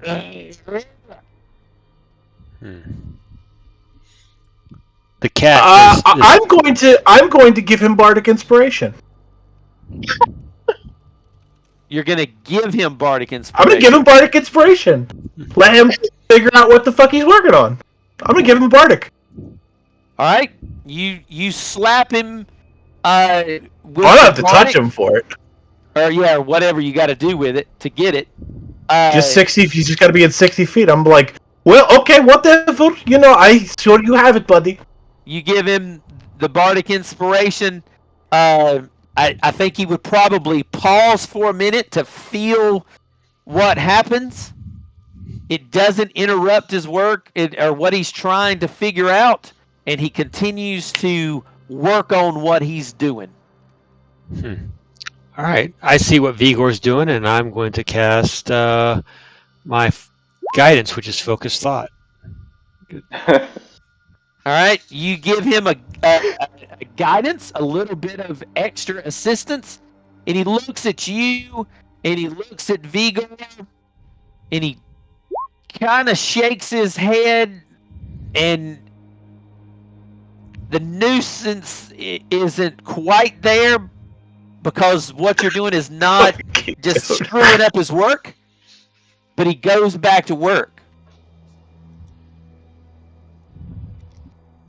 He simply goes back to work in toying and dabbling with this telescope. I'm going to open up my robes, and so he can see my tinker's tools, my carpenter tools. He seems to have those. No, I understand that, but I in a non-threatening manner, like I'm not presenting a weapon at him, right? And I want to, because I can't communicate to him. I'm gonna like project my thought on the off chance he can understand me, and I'm gonna say, I can assist if you tell me what the issue is. I think that to him. You think that to him? Yes. But you don't have telepathy, do you? No, I mean I can cast message. When I see him do that, I think to him, my friend is very adept with tools, as you can Do see. you telepathically talk to him? I do. You do? You get back, I guess, that telepathic language of anger that comes across as get the F out. Now. As clear as it could be. You said there were words on broken pieces of stone? Yes, pieces of ruins and words on a number of stone around the room. Can I see if they fit together? I know we came in here looking for one of the Rite of the Octad, whatever. Yes. Can I start? I don't have magic, so can I start like trying to find pieces that go together? Yes, you can. What is there a roll for that? Is that would perception? That would be investigation as you start digging through this stone.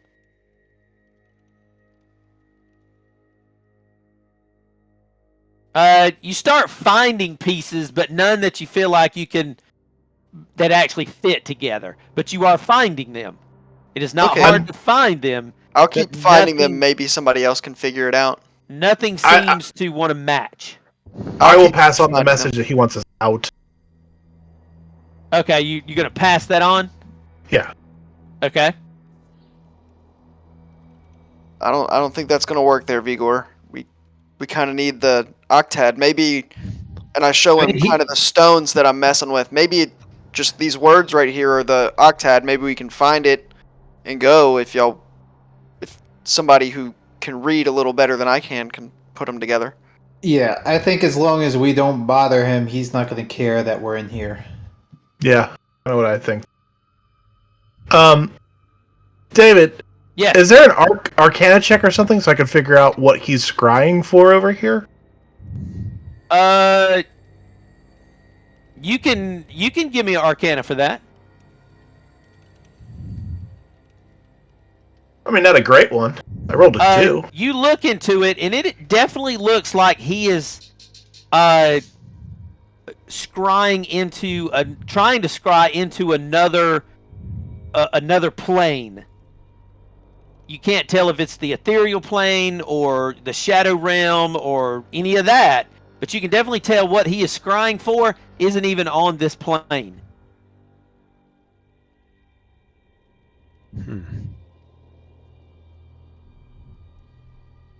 What he seems to be looking for doesn't look familiar to you in any way, like here on the prime material plane.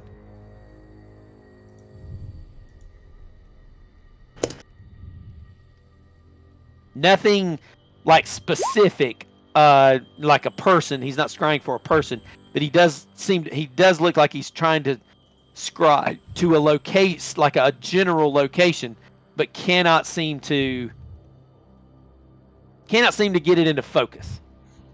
David, I'm going to take a gander at the device on the table as well.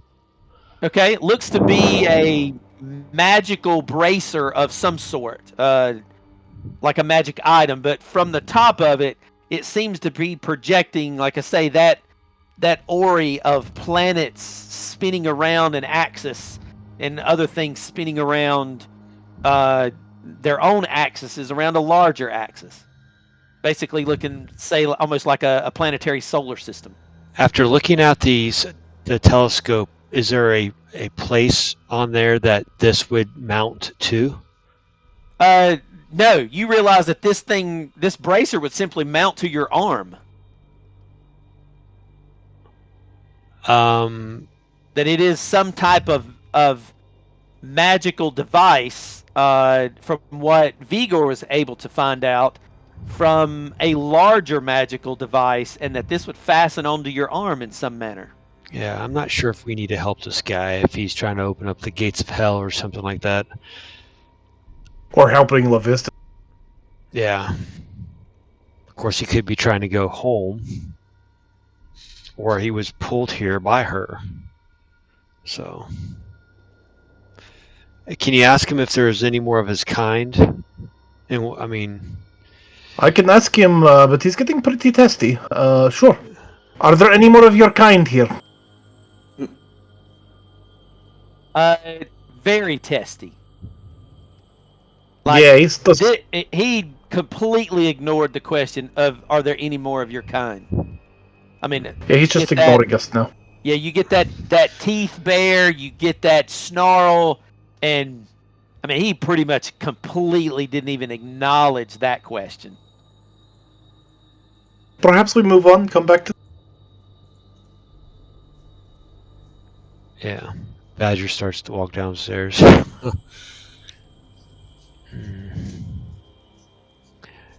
And these statues, they're not pointing in any particular direction or anything like that.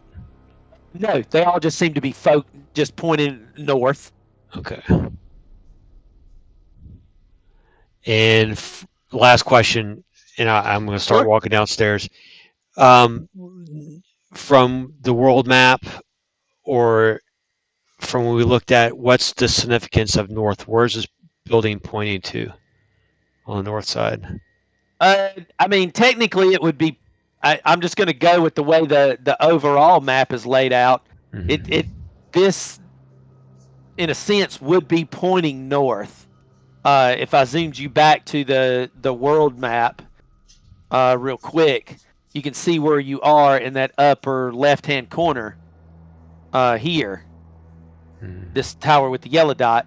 I mean, it would technically just be almost like looking straight into the ice. But he seems to be working that machine. Well, I guess looking at the compass down there is probably be northwest, and the compass in the bottom left or right. So it's kind of looking at a northwest. But I mean, truthfully, if it was a normal telescope, it'd be looking right into the ice. Yeah, I wonder if he's But he's trapped looking- there. He's looking through it like he don't care that it's that there's a mile thick of ice. Right. Wonder how David, long did he's you see been my there. whispers? I did. With that, Vigor pulls off a fantastic sleight of hand roll. The problem is the device is attached to the slide. So I need to let me clear this out. And we're going to roll initiative. Oh, crap. Well, there's plan B. Run away! Bit. Well, at least something happened. So in doing so, if everybody will get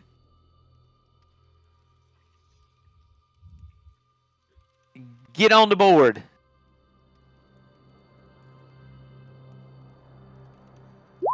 Keeping it real, Dave. Keeping it real. They'll beat me. Right there with you, buddy. So Vigor snatches up the wrist Ori, and the slide immediately loses it. Okay. Does he... Do I have it? Yes, you picked it up. Okay. Interesting. Okay.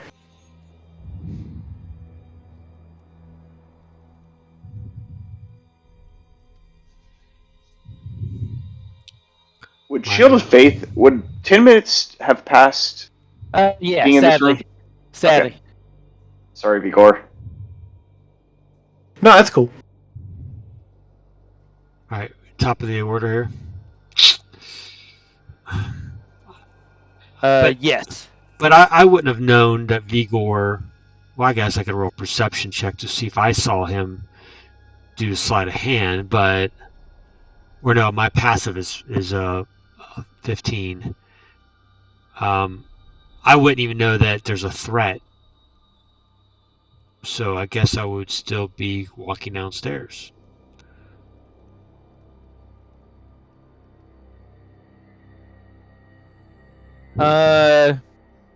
Okay. Well, I mean, what indication would I know that me as a player, I know I'm in initiative, but the character... Yeah. Yeah, the character probably wouldn't necessarily know anything right off the bat. I am so far down the initiative. I don't even know that you would hear him scream or growl. He's been growling ever since you got up here. Exactly. So I'll just walk down. Yeah. I mean, as crazy as that sounds, you're exactly right. Yeah. So I'm good. You know what? As a free action, I would say, because just role playing, I'm going to confirm that he's truly looking through the ice, so that way the people would know that I'm walking down the stairs. Okay. Yeah. All right, Ernest. I think I would be probably doing the same thing. Following Corvus. You got it. I want to give... Well, hang on. Vigor. We gotta get the fuck out of here! Let's go, guys! And I'm gonna dash, and I'm going to use my bonus action to dash again. Corvus and Ernest, y'all two take inspiration or whatever, because, like I say, to me that's good role playing, knowing that you just wouldn't know. Yeah. Oh, thanks. Yeah, so I just say, we gotta get the fuck out of here. And I action, I movement, I action to dash, and I bonus action to dash. Okay. Jumping over. So I am down the fuck stairs. All right. I am pushing them down the stairs. Let me do a little bit of math here. So move count your squares, and then we'll go 10. We'll go 10, 10. 15 foot down. So that's 25. So I have 60 movement. Okay, so we'll go 15 foot down, so that'll be 25, 35, 40. So at 40, I'm going to move you back up to this map. So just kind of scroll up, and you're at 40 there. Do you see where you are? Yep, Okay. I'm where I am. Okay. And that's my anything else? turn? Anything No, that else? is my chaotic turn. All right, you got it. Roland. No doubt you see the immediate angry look on the green slide. Okay. No doubt about it. Sick.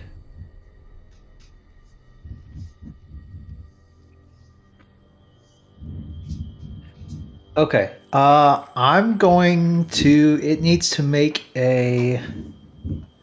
Where is it? Wisdom save. Oh god, this is probably not going to work. DC 17. DC 17 wisdom save? Correct. Oh, I got a lot of that. Yeah. I had a feeling, And Mr. magic resistance. Ah. Okay. Well, shit, that didn't work.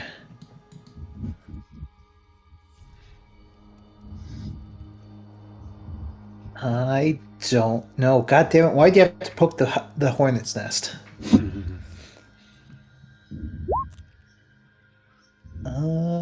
I told you to run. But yeah, but not everyone can run as fast as you. You are quite nimble. Yeah, he's also pretty big. He's gonna have a hard time following us down those stairs. I was more saying that if I run, Zaris is up here alone with him. I'm down to fight it with you. I really would rather not. Did we get the Rite of the Arcane Octad? No, you've not put it together yet. So we still need it? Oh shit. So we still gotta kill it one way or the other. Because we gotta come up here for that. Well, then I wasted my spell doing that. We've all been it's there. Not a cantrip. Crap. Well. You know what? Fuck it. I'll attack him. There you go. What was the save for? It was a bonus action. I was trying to compel duel it so that if I ran away, it would have disadvantage against attacking Zaris. But Gotcha. I'll stand ground. I'll do my 2 attacks. Stand This ground. is probably going to spell disaster. 16 will miss, but a 26 will hit. I'm also going to smite it. Okay. You don't see your regular blue flame do anything. However, he does take the 6 bludgeoning. Oh, the psychic? Yep. That psychic Oh, flame that you normally see shit. flare across them, you see that the psychic fire doesn't travel on this green frog. I'm also going to invoke my fire rune. So Okay. it needs to make a... Is that a bonus action, or is it just a... When I hit a creature with an attack using the weapon, I can invoke the rune to summon fiery shackles. Okay. I'll So leave it up smite to and you. shackle. I'll leave it up to you if you want this to stack with, or if this can stack with smite, since they both don't really take actions. But As long as they don't take actions, you can do a lot of those. Just like you can do the Battle Master precision attack, and because it doesn't take an action to do it, and you can do like a smite as well with it. okay, it takes 8 fire, and it needs to make a strength save. All right. He will Very take low DC of 14. 4 fire, but he needs to take a strength save. Yeah.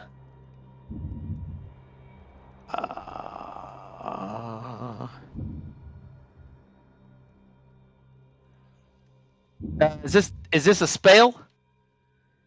He's got magic It's a resistance. fire rune, It's not like a spell in the sense that it's a spell. Okay, then he It's an probably wouldn't ability. get it. It's just a regular save. 11. Okay, so that does not succeed. So the chains will stay on him. He is. Where is it? He's restrained for the next minute. Okay. He on the at the start of each of its turns, it can repeat the saving throw. Oh no! At the end of each of its turns, it takes fire damage at the start. Okay. And then so he took the last fire, is and he's currently restrained. And then 3d8 radiant from a second level smite. Okay, give it to me. Oops, wrong one. 1 second. Yeah, 3s8. 10 radiant. And radiant, he has not got anything to, so he will take all of that. All right, that is my turn. That is your turn. All right, at the end of your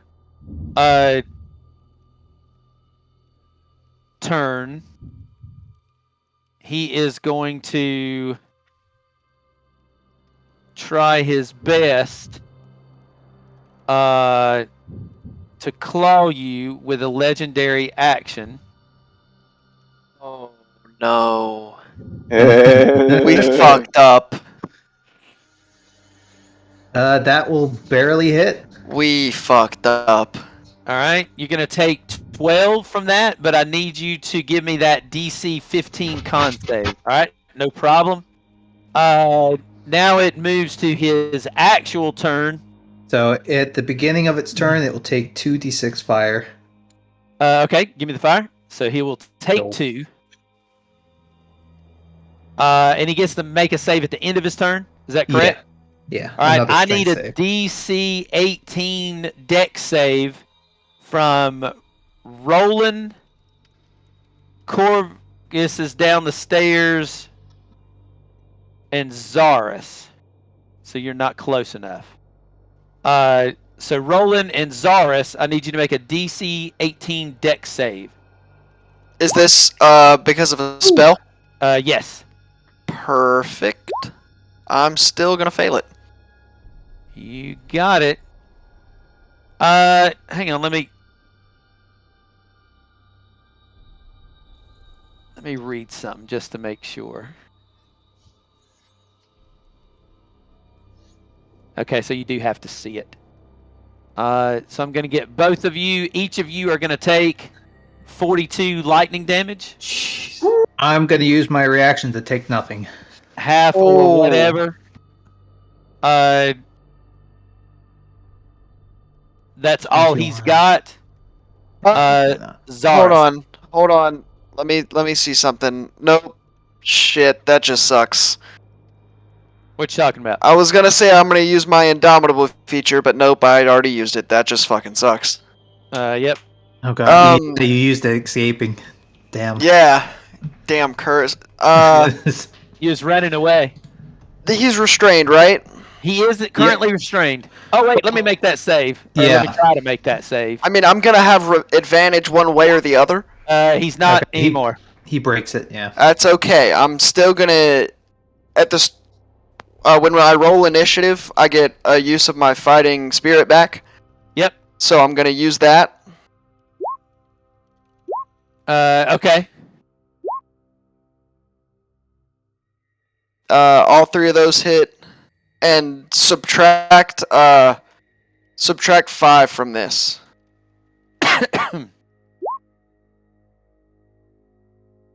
So I'm assuming all of those hit. I am running a reaction, and only the 23 and the 28 hit. The 28 would move down to a 23. Then it still hits. It's Still gonna go, hit. he's going to go from an 18 to a 23.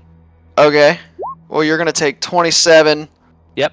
And you're gonna add 10 to this one. 18. So 27 and 18. Yeah. And then I'm gonna step back.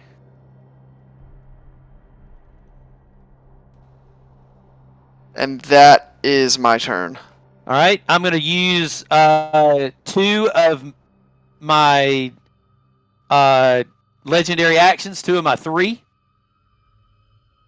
And Vigor,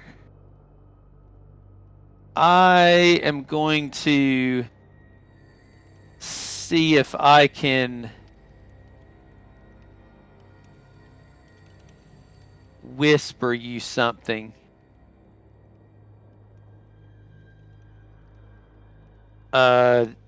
Coming off of this particular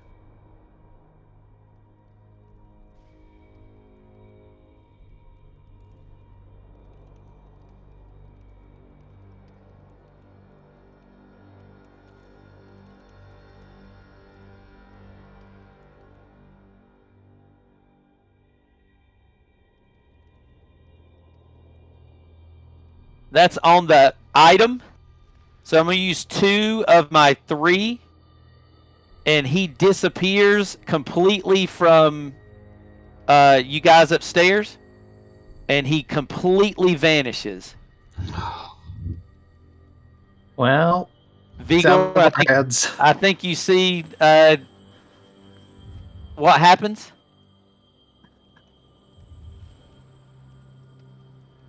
Yep. That's 2 of my 3. That's all he can do with the legendary. Round 2, Corvus. Would I Corvus, be able to... you are heading downstairs. Mm-hmm. I'm going to put you at the bottom of the stairs, kind of like I did, and I'm going to go ahead and bring Brandon right behind you. Yep. Since y'all were going down the stairs, as well as your Badger. But no sign of... No, you don't see Vigor at all. That rascal was hauling butt. Okay, I'm just going to round the corner. How many feet is it that you put me down? Like 15 or so? You were just 15 foot down the stairwell. That's what I was using for Vigor, going up the tower. All right, so I got 15 foot left of normal movement. I'm just trying to, like, when I get down to the bottom, how many feet do I have left of movement? By the time you get to the bottom, you'd have at least 15 left. Okay. But you were already on the stairs, so let's say 20. Yeah. Okay, 10. Oh, there they are. Oh man.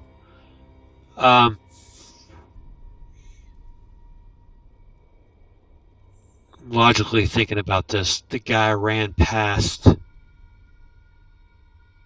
Is the creature's back turned towards us, or is his front towards? He's facing Vigor. Okay. I'm going to cast Bixby's Fist, and I'm going to try to grapple the guy. I'll put it up in the window for us to look at. Bixby's hand. I'm sorry, I said fist. Crap, I did it again. Alright, so you cast a spell. Yeah, I'm going to put it up there for us. Yeah, I'll get it for you.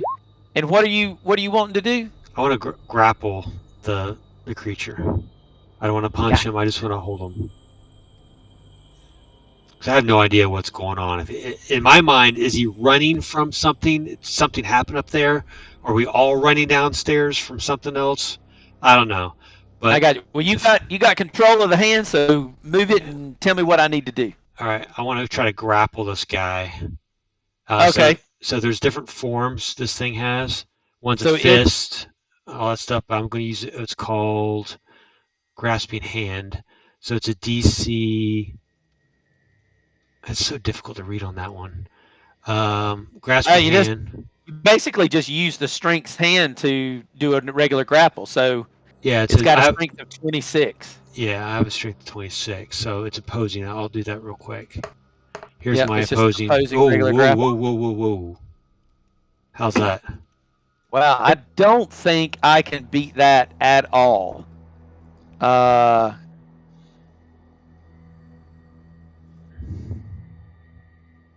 I can't beat that no matter what. That was a lucky thing. So I just want to grasp it. So he is currently grappled. Yeah, grappled, and I'm going to tell Vigor, get the hell out of here. Just role play that out, Vigor. Okay. Yeah, I don't even want to squeeze the hand for the bludgeoning damage because I don't know what's going on. That's cool. And I am going to try to get around myself. I can't. I only get like 5 feet of movement, so. And that's it.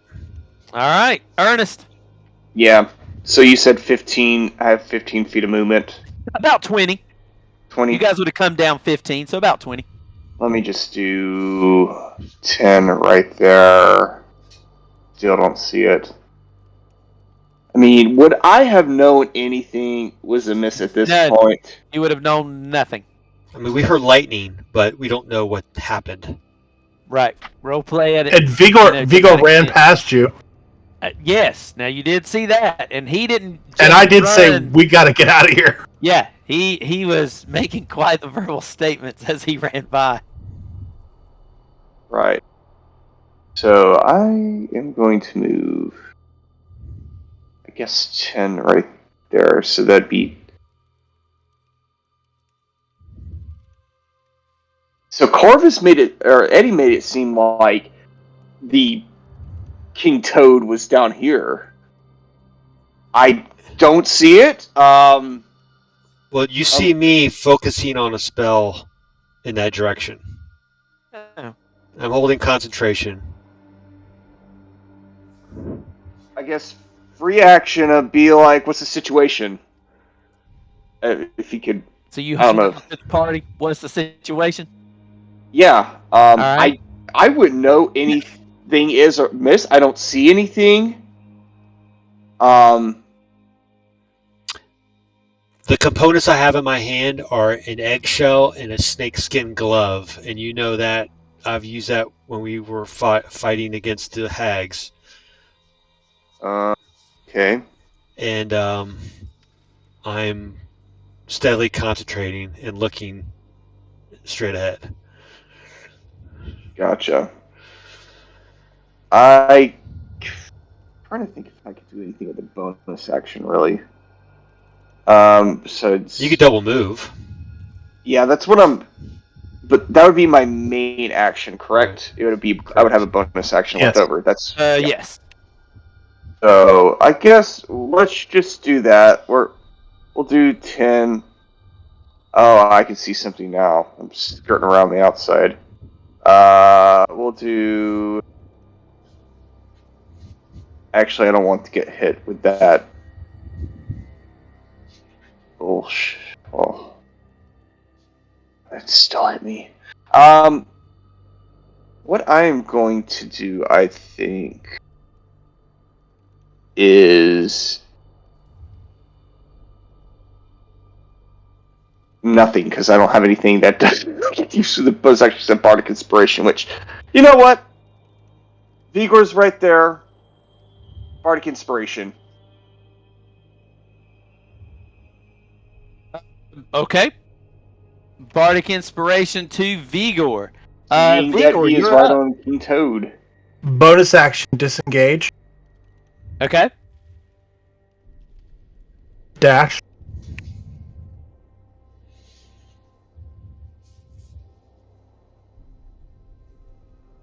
To there.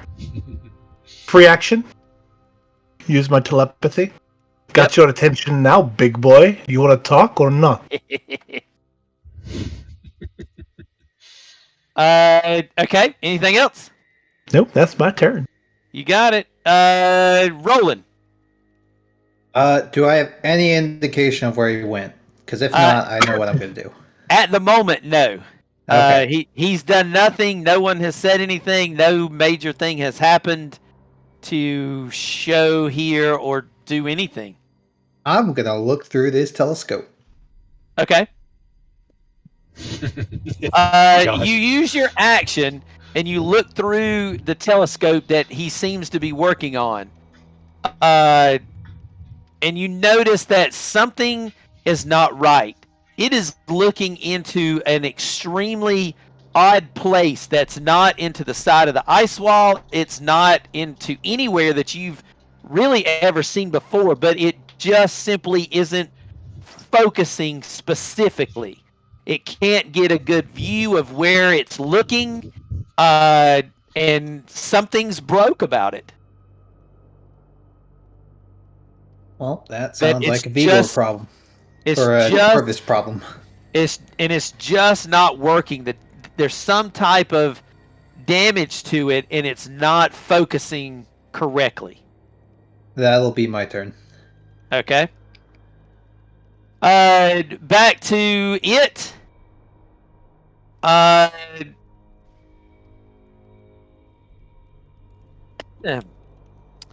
Well, I can see you, but I can't get to you physically. Well, you're still being grappled too. Oh, that's right. Good call. Back to my turn. Since I'm being grappled, I get my legendary actions back. I'm going to burn 2 of them. No longer grappled. Golly. Vigor, right at you. Since I got my legendaries back. And I'm going to put... he makes 3 attacks, 2 claws, and a bite. So he's going for 1, 2, 3. Hit, miss, hit. You are going to take 20 from the first claw God. and 11 from the bite, but I do need you to make a DC 15 con save. Do you scream at all, or wince, or No. cry, or okay? Mm. All right, he That's a bites 5. you, and it feels a little infectious. Cool. Feels a bit infectious. That's all I've got. Zaurus. All right. I'm gonna use a bonus action to drink a potion Nice. because he hurt me real bad. You should still have that superior that I gave you. I do, but I wanted to save it. And I'm gonna run down the stairs. I got 35 foot of movement. I don't know how far that gets me. Let me look where you're at. Where were you at before you ran to the stairs? Right there. It took me 5 foot of movement to get on the stairs. Well, it would take you 5'10" to get to the top of the stairs. I'm You're gonna be here. honest. I don't know where we put the top of the stairs. It's right there. So Okay, 10 that's to there, 15 to the bottom, so that's 25. Oh, wow. And that puts you back right to here. If you'll scroll your map up. Which way is Ernest looking? Ernest is looking to the northeast. Okay. 30, 35, and then Corvus is looking that way. Corvus is looking to the east, completely east. Mm-hmm. And you see a hand, maybe. I can't see anything. Okay. You see me focusing on something. Yeah. I can't do a dang thing. Yeah, that's all I got unless I want to dash, but I don't see a point in getting hit for no reason. So, yeah, that's it.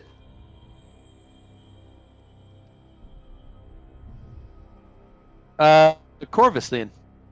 All right, I'm going to come around the corner, see what I can see.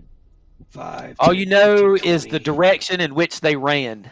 25, 30. Oh, I see something. They're far. I should have dashed. Yeah. I can barely see. You can see what I see. Yeah. David. Is that enough, or do I need more to? If all you need to do is see it, then yes, whatever you do, if it's a spell, would work. If you have to make an attack roll, he would have 3/4 cover. Gotcha. All right. What I'm doing is you should allow it. So I'm just going to move. I'm going to do 2 things. I'm going to a non-concentration spell, Tasha's Mind Whip. Okay. And I'm going to throw this up here for everyone to see. So on it is DC 17 intel. DC 17 intel with Tasha's Mind Whip. Yeah. I got that. Probably do. Loads of it. Okay. And I don't think it does anything if it fails. No big deal. But as On my a successful save, the target takes half as much damage okay, so it and does suffers have none of the other Yeah, spells. so he will effect. take. five. It 5. is psychic though, so he doesn't take any psychic. Okay, and then as my bonus action, I'm going to put this back up here. I'm going to move my hand up to 120 feet. That's the range of the spell. I think you move it 30.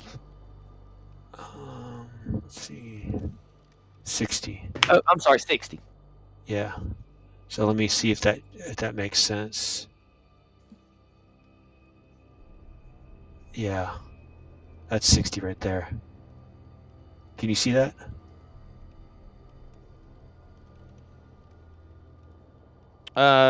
Apparently not. Or just move it and we'll count it off. Well, I mean, yeah. There it is. It's right there. Yeah, you just can't put it on top of Vigor. Yeah, well, I couldn't see my landing spot, but that's 60, taking one of the angles, if you will. Right. So what you want to do? So I just want to make sure I can do something with it. If I know I can move it as my bonus, I don't know if I can act with it or not. You cast a spell, and as a bonus action in subsequent turns, you can move it, hand up 60 feet, and then cause one it to do. Yeah. Okay, good. I just want to confirm. So I want to do the same thing again. I want to grapple it. Okay. You against me? Yep, DC 26. Ooh, I got good that time. Oh man, I sucked. Okay, but and then free action.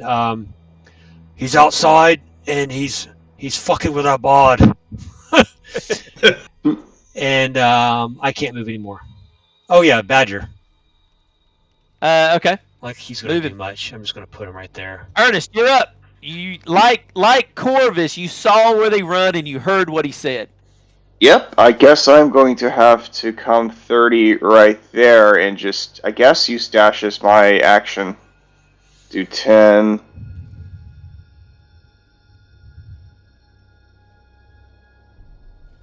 $20 and well, 30. I can barely see him, and how many hit points? How many hit points? How many hit points do you have, Josh? 28. 28. And oh crap! I don't think that's really gonna. I was about to say I could drop a healing spirit right at you, but it would be, I think, over every 6 seconds you would get healing. Is that correct? Yeah, it would be whatever it is once per turn.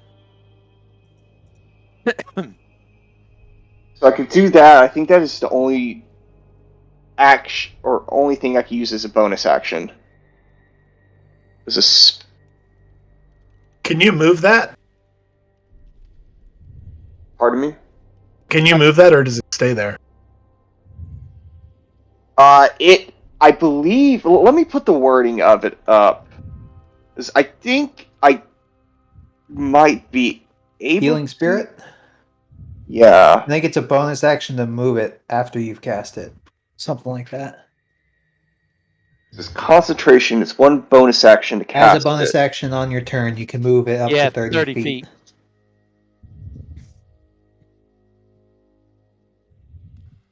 So what's the plan here?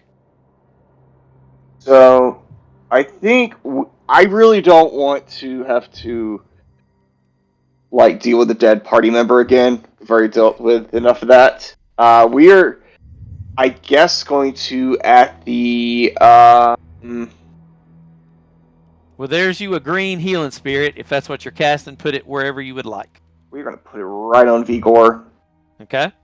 And we are going to go ahead and do that at the let's do it at 4th level. So that's my second 4th level. And we are just going to keep that up. And I don't know does he get healing immediately on this turn, or is it at the end of my turn? Let's see.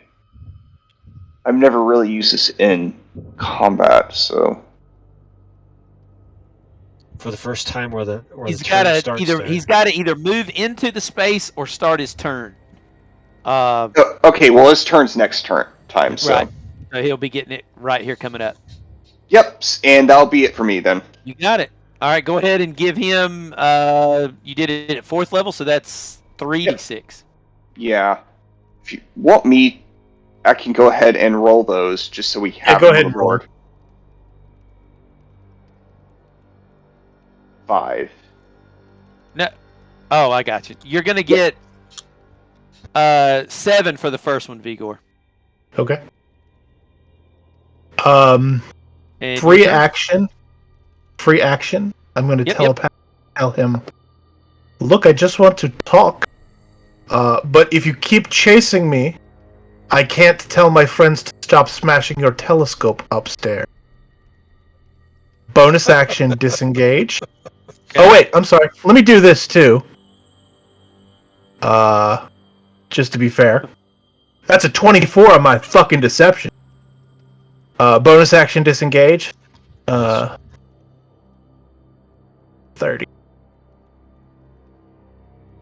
30. Move to there.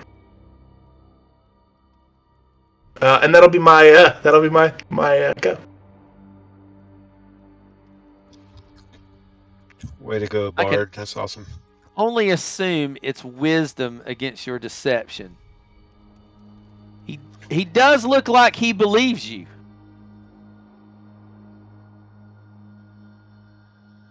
He does look like he believes I think technically it would be insight.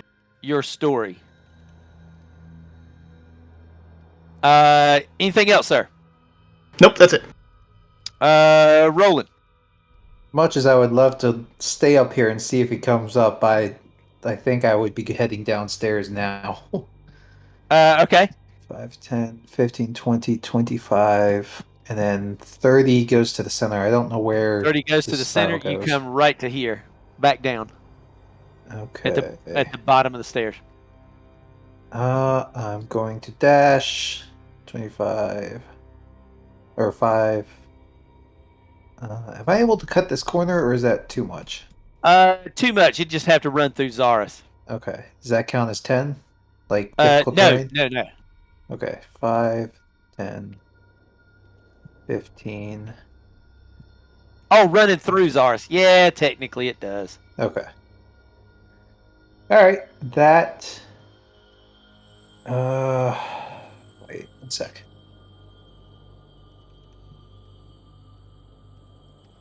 I'm going to use my last 2nd level slot to Misty Step Okay. to here. You got it. That'll be my turn. All right. His turn.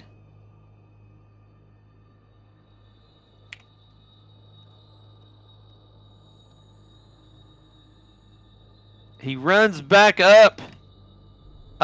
He can see all of y'all in Vigor. Vigor, with his free action, he yells, "Give me my Ori." And in doing so, with all of y'all fairly well lined up, I'm going to hit you with a cone of cold. Counterspell.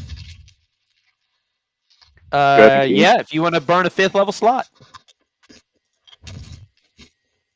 I shall. All right, burn it up. It's burnt. That is all I have. Zaris. Coming, guys, I promise.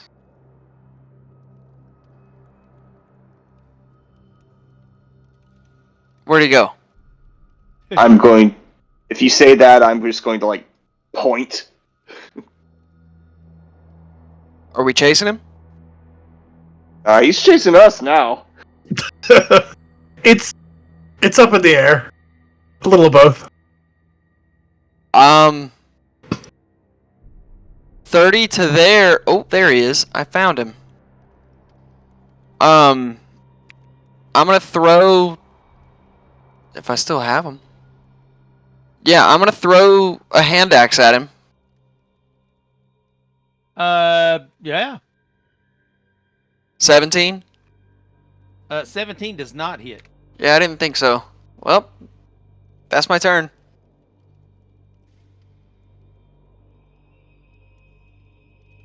Corvus. Using my staff, do another gravity sinkhole Okay. behind him. Oh, you know what? Hang on a second. Before you go, I'm going to use a legendary action, which I forgot about. I'm going to take 2 of them and go to here. Oh, okay. I put it behind him. So that actually helps. So I'll put it like in this corner over here to pull him back because it's a 20 foot pull if it's successful. So DC 17 con. Now you know you'll get Ernest in 20 feet. Oh, that's right. Okay. Okay, let me do a little bit of point-to-point action. He's right on me. I got something for him. Oh, but that'll be a waste. Shit, I'll do it anyways. Steel Wind Strike, baby!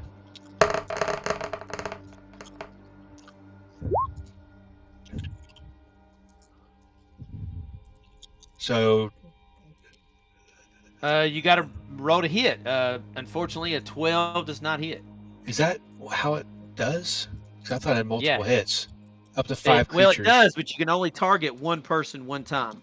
Oh, do you mind if I take that back? I thought it was it says up to 5. I thought it meant 5 attacks. It is 5 attacks, but it's got to be 5 separate targets. Okay, do you mind if I take that back then?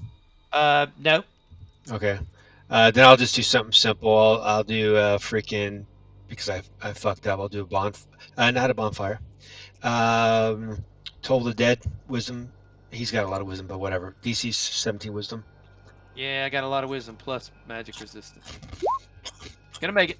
Okay, that's fine because I just needed him to be occupied when I do this. Boom!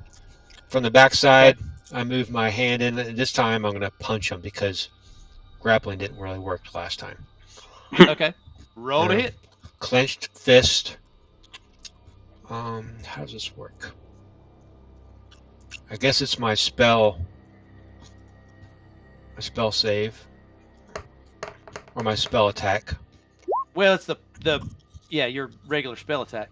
Right. So that probably but 12 misses. still don't hit. Okay. And then, so my action was to do that.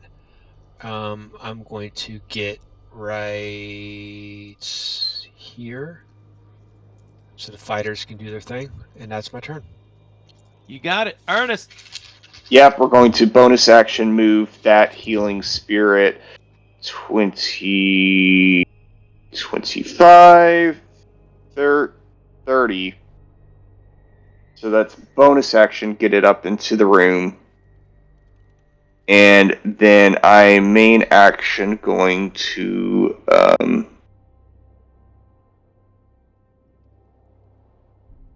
we're going to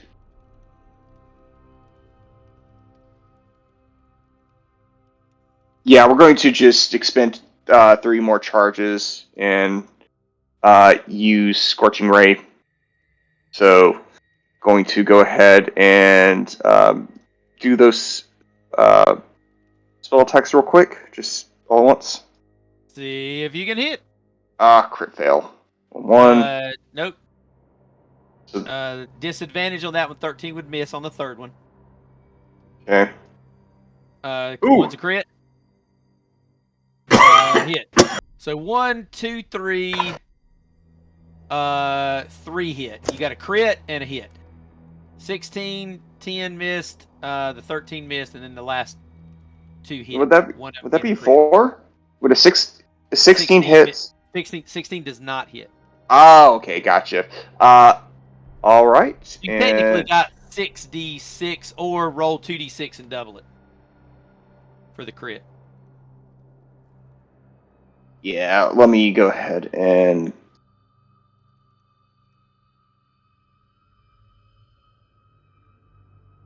I don't think this is doing it right. Yeah.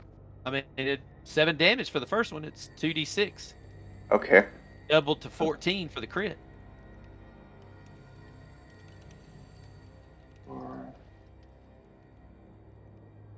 Technically, let me count that. Technically, the 11 would have been on the crit because that was the third one in a row on the roll. You wouldn't roll the damage to a missed hit. No, I'm talking about in the order that I rolled it. The crit came up as the third one. The third attack was an 11 fire. But you only hit twice.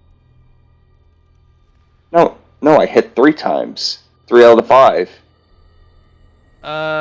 You missed with a 16. You missed with a 10, which got you disadvantage on your next one. Disadvantage is a 13, 22, so you have to take the 13, which is a miss. Then you crit on the 4th, hit on the 5th. So you basically hit twice. No, I missed on the 16. I rolled disadvantage on the 12th. I hit with the 22. I got a crit, and then I hit it 26. Look below. I'm not seeing like a disadvantage roll again on after the 10. It's your the disadvantage. one. Your disadvantage roll is the 13 and 22. No, it'd be the 10 and 13. No, you rolled the 10. That's the yeah, one. That's the nat what, 1, which and is then a miss. the 13, and then the 13 would have been my disadvantage. Correct? It's not disadvantage on the same roll that you rolled the 1 on. So I need to do one more roll. Sorry. No. You rolled a 16 and missed. You rolled a nat 1 and missed. Your next hit is at disadvantage. Disadvantage would have been your 13 and 22. You would have to take the 13, which is a miss. And then you hit with a 29, which is a crit. And then you hit with a 26. So you've only hit twice with your first one, your first damage roll being a crit. Your nat 1 that you rolled is not at disadvantage in any way. It's the next hit after a 1, it's always been that way. Are you following me? So 3 would have hit, pretty much. Nope, just 2. You're 29 and you're 16 didn't. I have 5 attacks. The 16 hit. Show us your screen. It might be showing something different from ours then. Oh, let me recount this. Yeah, something's not right if that's not tracking on your end. How do I share my... do you not see that I rolled a 16 that misses? Yes. Yep, that missed. And then you rolled a nat 1, right? Yep. Which would have caused me to... Which makes the next attack disadvantage. At disadvantage. Yes. Your next attack would have been disadvantage. So that's the 13. That would be your 13 and 13, 22. You have to take the lowest of the 2 rolls. Yep. So that would have missed. Which is a miss. And then your 29, that's 3 misses. Then your 4th one is I see what you're saying. 29 and 26 hit. Those are your 2 hits. Sorry, it is late. That's all right. I didn't even realize we were over. So your first damage roll, which was a 7, which would be your crit, which would be 14. Your 26 hit, which would be 4, which would be a total of 18 fire. All right. Sorry about that. Nope, that's all right.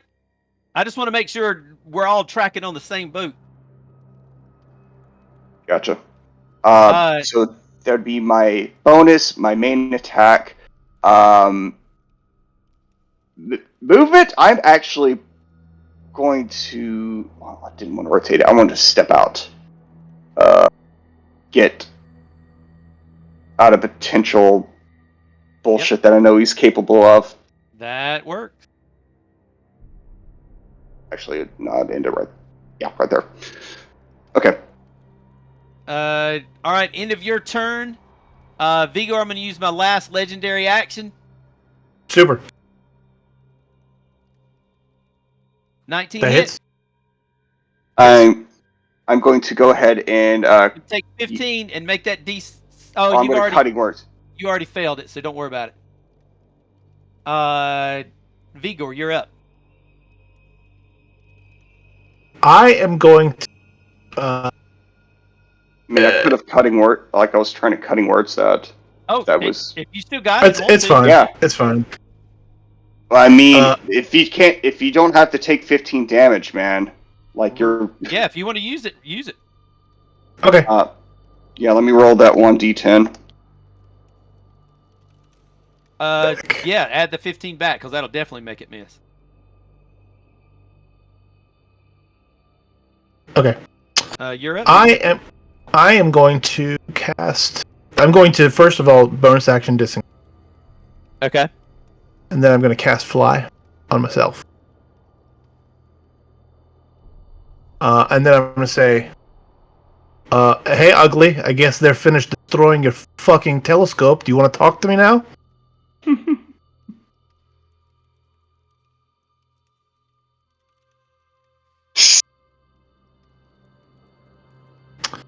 And I'll move to there.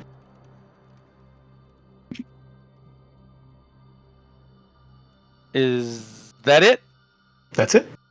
You got it. Rolling. All right, I'm going to cast. He needs to make a DC 16 Dex save as I cast Immolation on it. DC 16 Dex. Immolation. I'm going to make it. He makes it, so he takes 29 fire damage. 29 fire halved will be Or 14. half. And then half that. Oh, that's right, 14, so he'll Yeah. take 7. And I will move to there. You got it. His turn. He is going to, again, use 2 of his 3. Come right at you, Vigor. Can't stop, won't stop. No attack opportunities, huh? Nope. Can't do I shit. am going to. I've used 1/4 level. I'm going to use a 5th level slot for Upcast Magic Missile. Okay. Jesus. I'm going to hit you with 7 missiles. Oh my. Oh god. Spare the dying. It's going to do 21 force. Okay. And that's all I got. Zaris. I guess I'm running. Playing this For the- game. You want to make a DC 10 con save for that fly, Vigor? Yeah. How many? It's just a 10. Just one? Or do I have to do one for each magic? For Magic Missile, I usually just do 1, but it doesn't look like it matters. It's like I fall to Earth. That's my turn. I had to dash to get out there. Corvus. All right, hang on before we go. I just realized it's 10:30.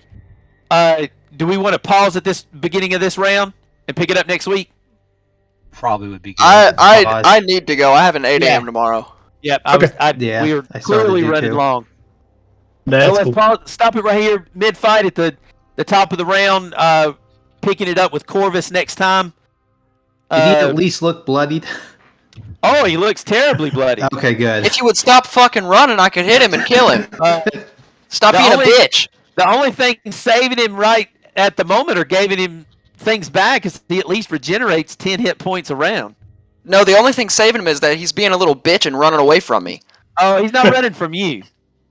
Just He's run running after toward Vigor. me. He wants Stop what- running away, damn it! Go down. Let me hit him. He wants what All right. Igor took. He is not happy about it. But yes, we'll pick it up next week right here with Corvus kicking off the round. Yeah, I'm putting into the chat our order. Sounds good. Well, I'm going to sleep. I got an 8 a.m. I'll see you all next week. Yep. Yeah, All right, man. Have a good night.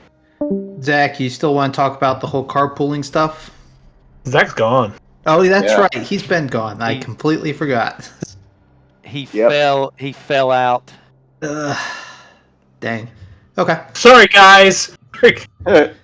Yeah, I mean, we still got a little bit. Like, it's not till like. Honestly, like I was two expecting groups. Vigor to piss him off just by constantly asking him questions and not getting the hint. You eventually get to that point. You eventually get to that point after you make, like, I think it said 6 or 7 interruptions of his work. And he completely ignores you for the most part. But I have to admit, I didn't think anybody was just gonna take the thing. I had a good sleight of hand, man. That was exceptionally good, and I hate I can't link you Yeah. the magic item yet. It's I don't know if So- y'all know anything about the Wanderer and the magical I- time stuff. Like I don't Glory know of if the you can Wanderer and all answer that. this, but was there another way that we could have gotten this guy without pissing him off? I feel like the cat's making the disturbance of the telescope. Or whatever's wrong with it. I mean, at this point, I don't know that it matters. Yeah, he's gonna die. Right. Like, At we're this not point, gonna I suddenly don't change our know heart. that it matters. To me, it's kind of a weird encounter, in the sense of he doesn't really care as long as you don't disturb him. But most people, and I don't know if this is Vigor, but I think most people at some point either disturb him enough he attacks, or you do try to take the magic item, which he knows about. At this point, the cat is truly just a complete distraction. It is just a cat, a complete distraction to throw off the anybody looking for in the whole thing. Like, what the hell's that cat? But obviously at this point in the middle of a fight, depending on how things are gonna go. But I mean that's about it. At that point, it depended on what the party did in trying to get the Rite of the Octad, which, shockingly enough, didn't come up at all. I honestly, almost the entire time, I kind of forgot that this was the tower. I thought we Yeah. were just in another building on the way to the tower. Yeah, that was the sole reason was- y'all were coming to this tower. Yeah, I thought this was in the observatory. so I was kind of half paying attention. Remember, the hags told you it was in this tower, but be careful of the I frogs. did not get all the information from the hags because I was having audio problem. Oh, that might have been true. I don't. Yeah, they told about the distinctly frogs. remember about the frogs. She told you about the frogs, and she told you that it was in this tower, but beware them. And obviously, that's why the Magen were outside, keeping them locked in. Oh, they were locked in. Okay, interesting. Yeah, they were keeping them locked in. That's what I So- said. Either Yeah, it's that- someone they- dangerous or The it's a hags prisoner. did not or someone tell special. that part, of course. Yeah. They did not tell you that part. Uh, But was there a way? Like I said, if you can't tell us, that's fine. Was there a way to do this without combat? Oh, I was not this encounter. okay. No. Just to grab the octane you- and leave. So this had to happen. Okay. You eventually do enough to piss him off where he attacks, or you do that and he attacks for taking the magic item. I don't feel so bad now. No. Was assembling the octad, would that have been enough to piss him off? You Is that what you can meant? assemble. I guess technically you could try to assemble the octad if you succeed in less than 7 rolls. Okay. Because the disturbance of you digging through everything, if you can do it in less than 7 rolls, then yeah, I guess technically you could do it without So after pissing him off. after Vigor and Corvus, as long as we did it within 2 rolls ish, I think it was. Right. I think Vigor pissed him off like 5 times. He was getting pretty close Then at the Corvus beginning. got that one in. It was 3 or 4 that he actually snarled at me. Yeah, it was Yeah, getting it was a few. getting up there by the time you Yeah. decided, or by the time Ethan mentioned anything about the ruins on the stone and trying to find it. By that time, I don't think it technically wasn't possible at all.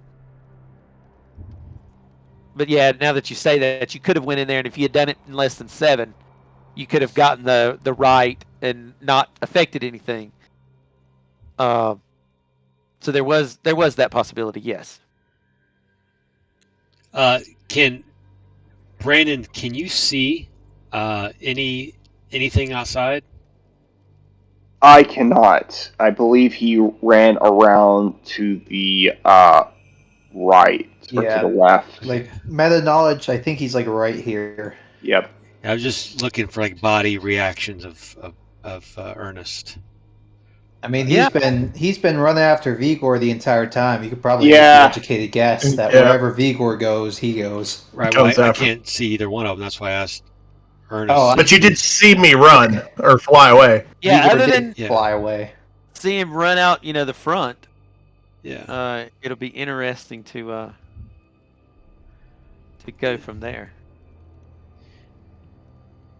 Do you have to run through the spirit, or do you have to stop in the spirit to get healed? You have to. I think it's. You have to start your turn. Okay. Yeah. Okay. Until Thought it the was spell gonna- ends, whenever you or a creature you can see moves into the spirit's space for the first time on their turn. No, you can run right through it So- and get it. Oh. Yeah. So run through it Okay. on the way You can out. run through it, or if the spirit passes over someone in its movement, that can heal as its well. movement, it can do it. Or I start. think- isn't it turn up to there. the caster's discretion who it heals? It doesn't just heal anyone that goes through, does it? The spirit.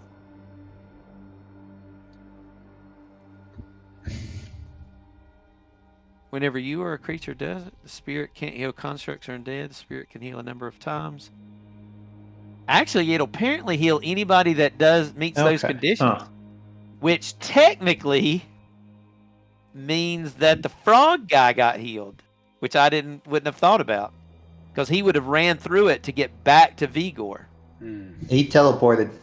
Well, he ran through it first and got to the door with his movement, and then Sure, teleported to Vigor. I'm only seeing it as how this map was. I Yeah, just remember he was him- here and then he teleported. in. Vigor, the frog, and the healing spirit were all outside, and Vigor was in it and ran back into the building.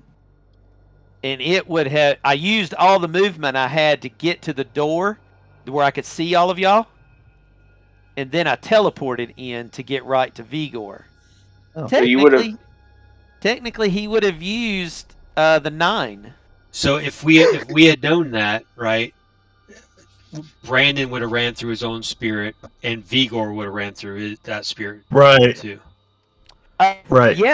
Yeah. I mean, we can definitely do it that way because either one of them could have just ran through it. Yeah. So if you would allow them to, No, I don't mind that at all. Well, so the writing says, and this is up to you. Whenever your creature you can see moves into the spirit place for the first time, or on the turn it starts there, you can use the spirit to restore 1d6, You know what? I That makes sense. can. or you can Yeah, cause you the can spirit. cause. Cause Yeah. the spirit to restore to the creature. So that makes sense. No, it allows you to not let the enemy. Use it. Yeah, that. or someone on your team getting greedy. Right. Yeah. Oh well, that Like, that oh too. god, I've been hurt for 7 points. I need a hit. Yeah, that too. Let me grab They- that while the other guy is on death's door. Yeah. So I mean, I guess technically, the only thing you have to worry about at that point is if you can't see them. That is true. So yeah, Yeah. next week, I'd say next week, just let me go down, guys, and beat the shit out of this guy, and then revive me. Yeah, he's not happy you took the part of the device he needs to make that thing work. Well, I was trying to get his attention. you did. Yeah, he Well, you didn't want got it. nothing to do with you. yeah. Let me mention something to you as far as the again the weekend trip. I will have